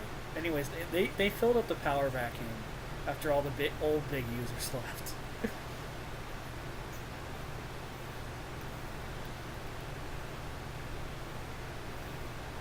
At least that's what I've noticed.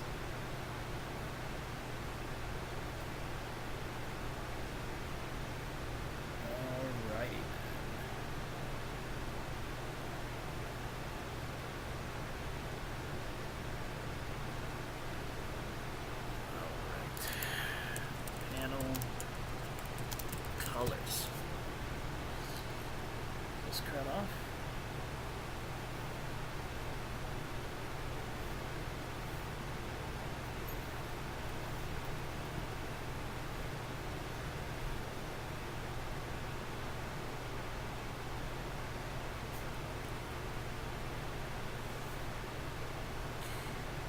Any more questions? I'm getting close to getting to the end here.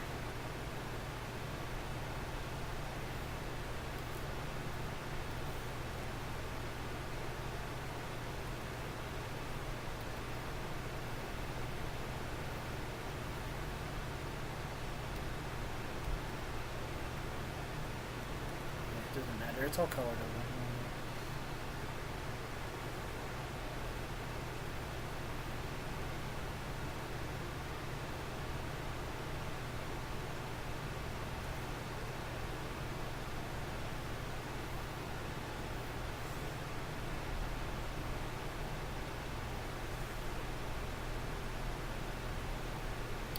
No more questions?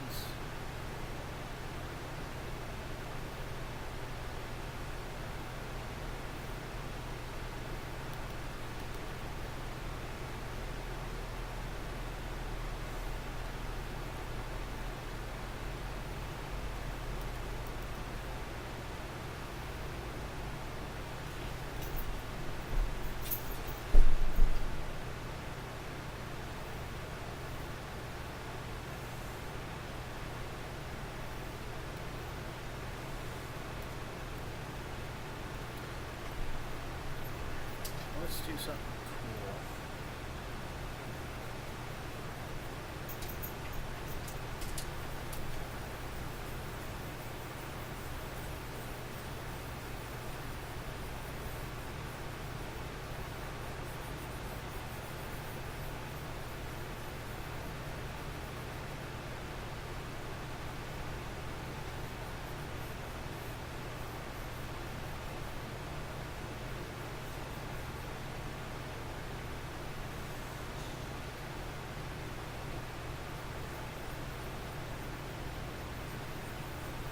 Squirrel here, because he's being mesmerized.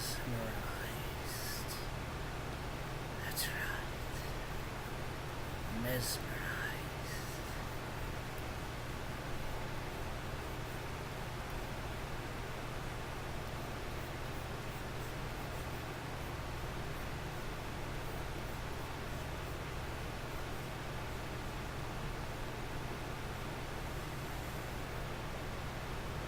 There we go. Oh shit. I lost the panel colors. Oops. There we go. Actually, I'm gonna probably color over that anyways with the dark.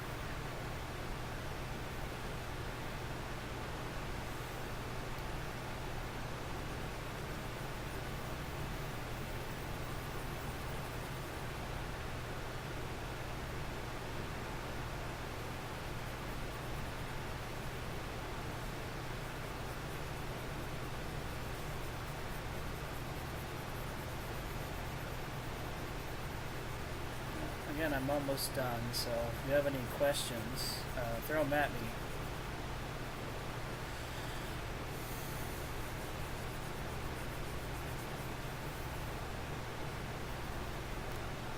That doesn't look very good, does it?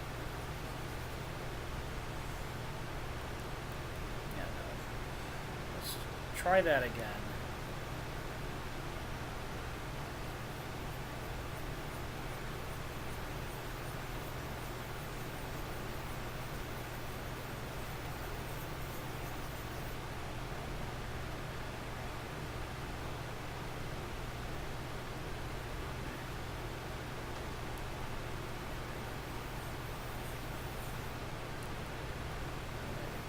From the other parts.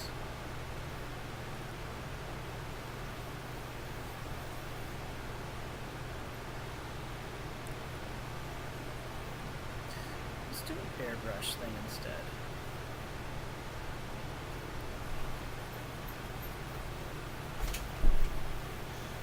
That looks better. That looks much better.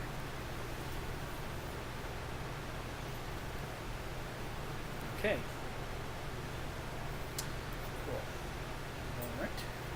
Then he will do shading.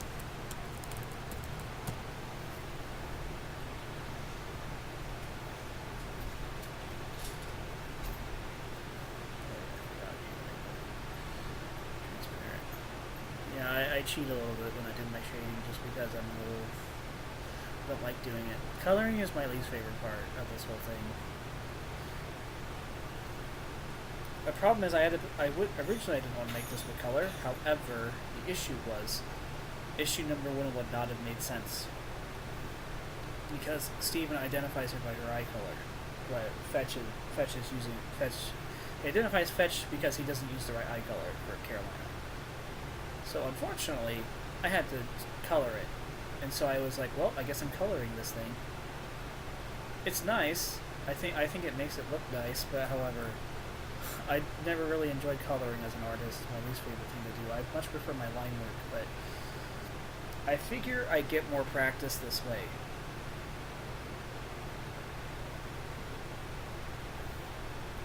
So, that's the good thing about it.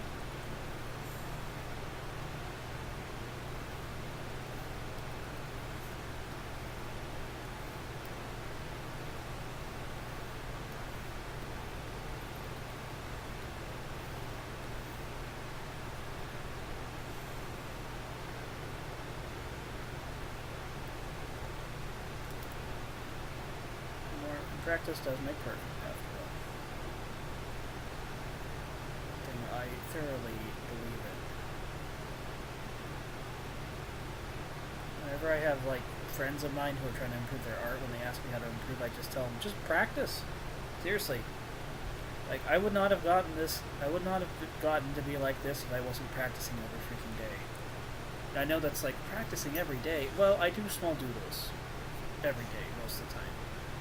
Or I'll draw this comic, which gives me a lot more practice than I used to have, for certain.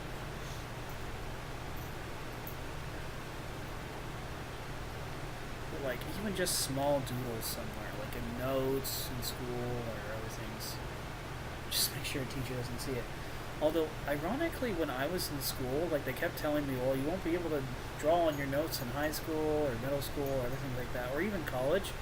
I never even got in trouble with it in college. I only had like one professor who like turned me aside and was like, just make sure you're actually studying, when he saw me like doodling on my notes in class. And I got good grades in his class, so it didn't. I made him comfortable with the fact that I do it.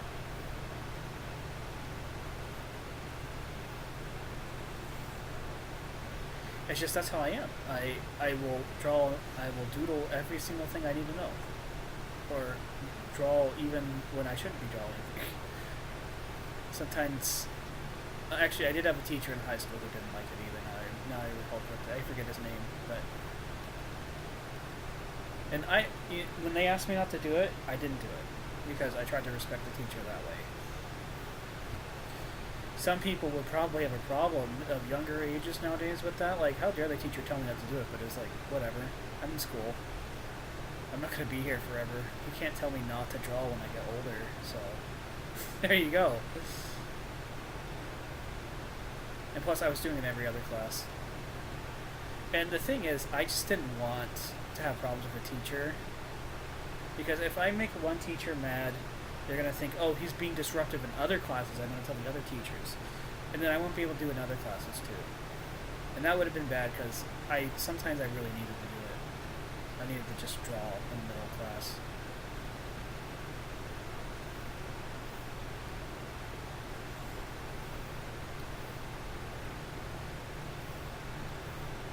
But yeah, if you want to improve your artwork, just draw as frequently as freaking possible. And study anatomy if you're drawing people. Oh my gosh, how many people do I need to tell that? Every person I know who's starting out like really young, they're like, oh, I don't need to look up human body charts or other things like that. Yes, you do. Either that or you just observe people and look weird about it. I've done both. Where I would like draw random people I see and I would get in trouble. So it's better just to study anatomy. Because a lot of that stuff is charts anyways, where the anatomy person did all the weird stuff for you.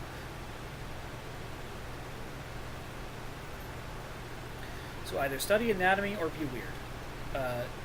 Your choice. Personally, I would study the anatomy. Is it always nice to do it? No. Sometimes it gets a little gross, or it's a little hard. And also, the human body doesn't always work the way anatomy books will show you, and there you can use your actual practical knowledge.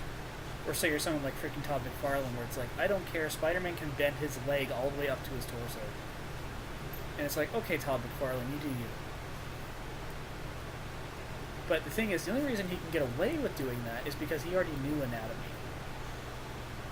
And he bent the rules there.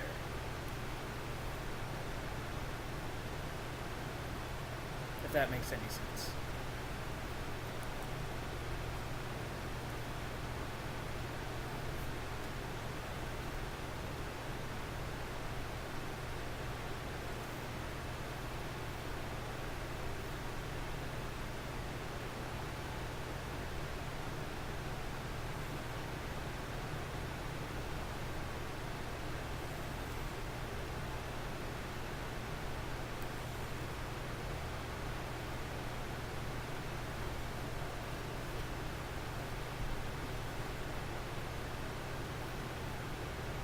So yeah, practice as often as you can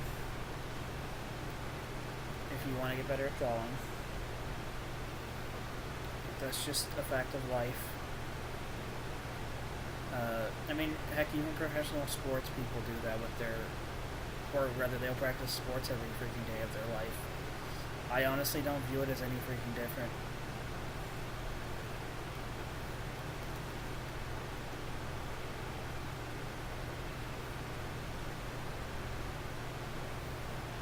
I really don't view it as different.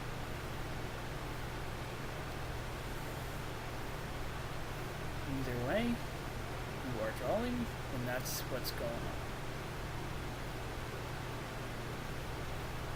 And I'm not even the best artist, but I know for that for a fact. I freaking like, I see Sabretooth's drawings on the message boards, and I'm like, dang, that guy knows how to draw. I wish I could be like him.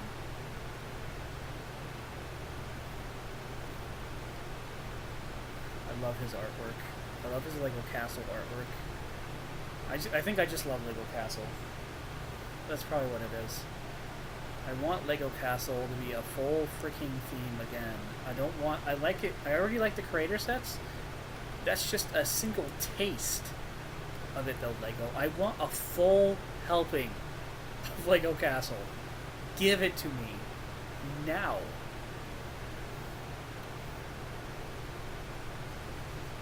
I want a whole Lego Viking theme. I want a whole Lego Castle theme again. The times when they had the Lego Vikings and castles back in like 2006, I think. Oh, that's such a good line. I didn't get many of the sets back then because I was poor. But, man, that stuff was good back then. And they should definitely remake some of it. I think Lego's missing out on a good opportunity, to be honest.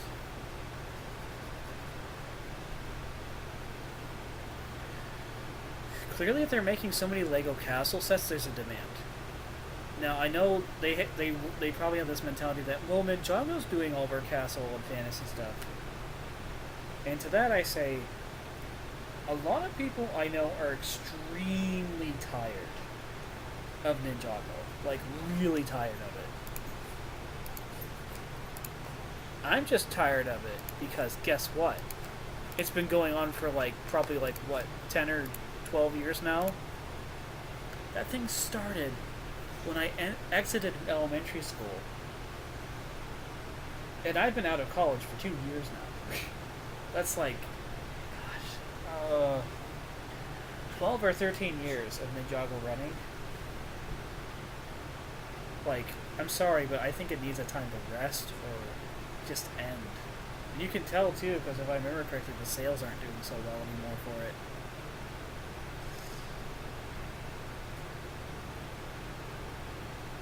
But I don't know.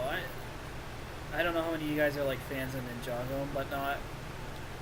I don't mean to burst your bubble there or anything like that, but I feel like it's been going on too long. Lego needs to move on. They need to find another really good profitable theme. I know they tried with freaking Nexo Knights. That was stupid. I hated Nexo Knights. I was like, I want Lego Castle. I don't want sci-fi Lego Castle. That's stupid. And also, all the trans orange colors just did not look good. At all on it. All the transparent orange just... It looked like somebody put freaking orange candy everywhere. To me.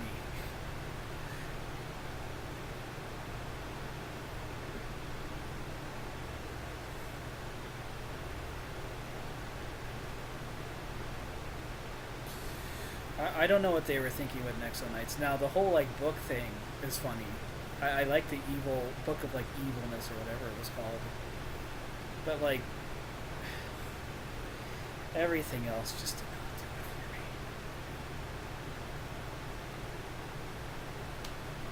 for me. Alright, I think I'm finished with this page.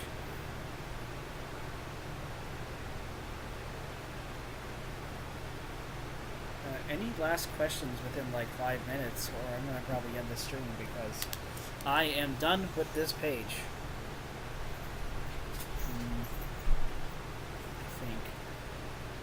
I feel like there's some more I could add on to it here.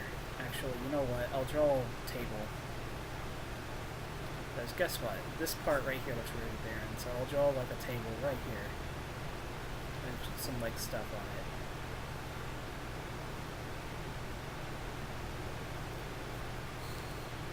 Just because this area looks a little barren. And I did that so people could see the colors better. Or see the word bubbles better. I was originally going to draw something over here, but I decided not to.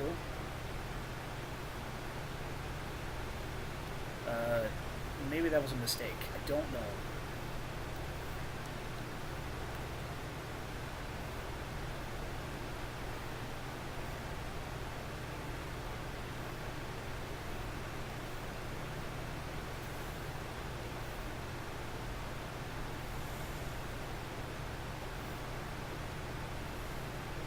There we go. That's a little better.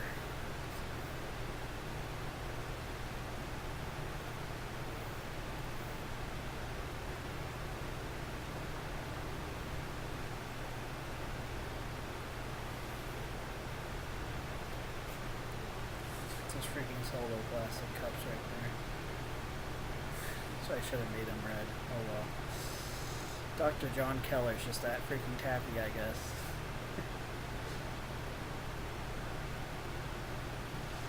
Actually, you look at this page here, and I was like, how am I going to color everybody's clothes without making it boring? And I realized I'm just going to give them the tackiest colors for their tuxedos.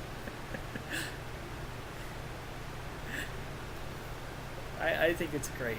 That it makes it look like an older comic when they do crowd oh, look at that, they're wearing weird colors and whatnot for everything, disgusting green suits I have Steven wearing in earlier on in the issue. Okay, now I think I'm done with this part. Oh wait, no. That's what I was missing. These guys don't have any shading underneath them. I wonder what was wrong. I knew there was something missing.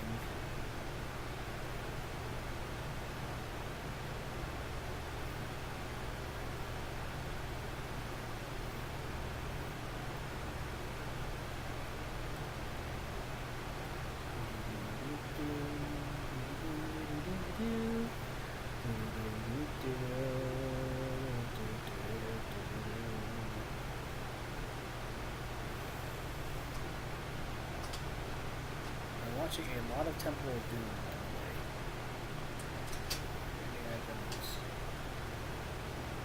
My dog's getting sad because my mom's been gone for too long. Okay. Is there any other details I can draw? I think I could probably like make it so the floor has some like tiling. I just don't want it to look boring, you know.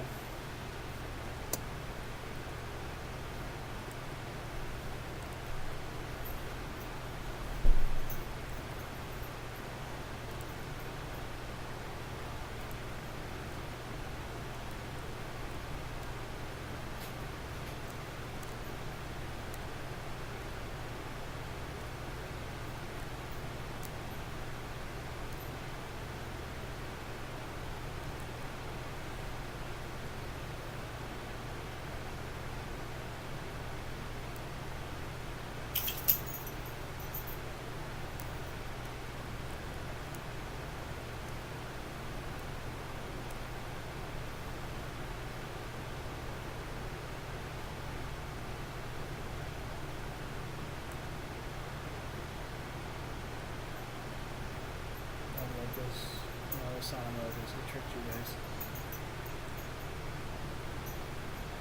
Actually here, I'm going to draw the world's smallest Abogus, see if anyone notices in the actual final issue. Oh, they'll definitely notice that. Okay, I gotta put it somewhere more secret.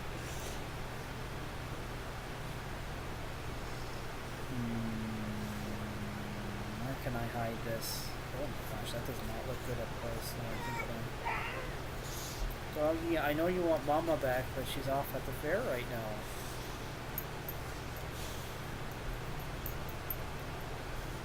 Can't make Mama come back for a little bit.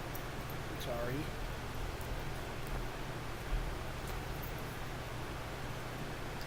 Alright. Basically everything I wanted to do for this stream. Yeah, I'm not going to draw menus, by the way. Not doing that for the comic. I forget I copyright these things.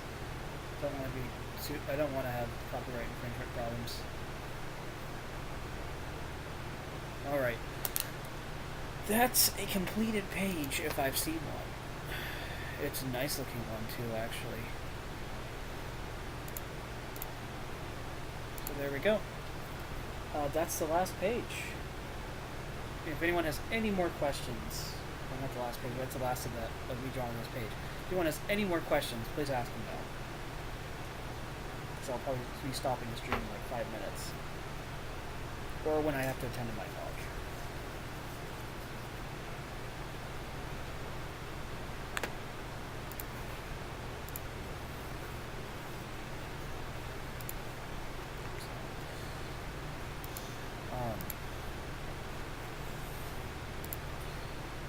This is basically about it. Hey, the nice thing is though, since this page is complete, I'll get to, that is a page number 8 out of I think 14. So I'm more than halfway done now.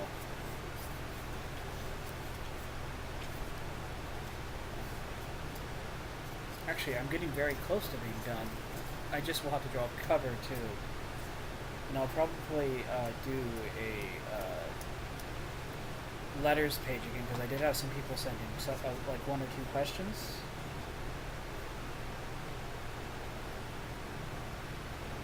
So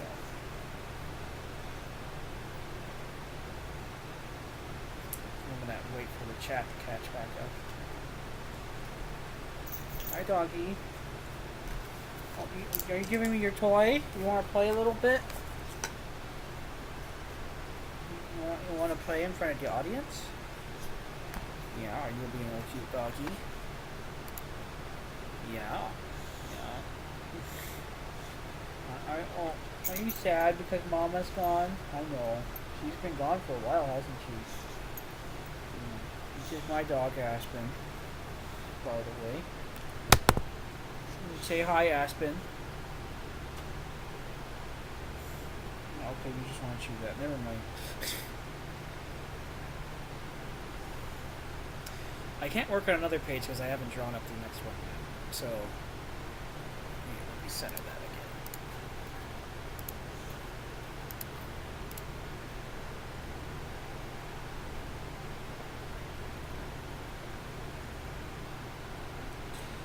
Well, let's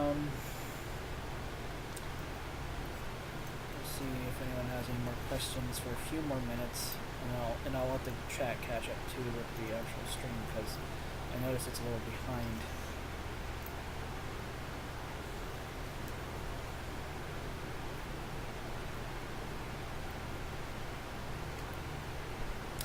If not, then I'll probably just end it here in a few minutes when the chat catches up to all this.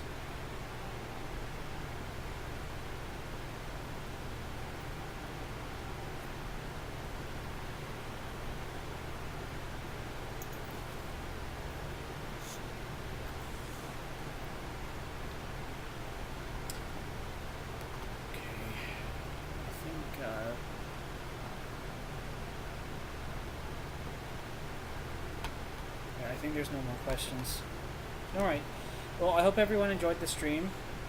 And, goodbye, I guess.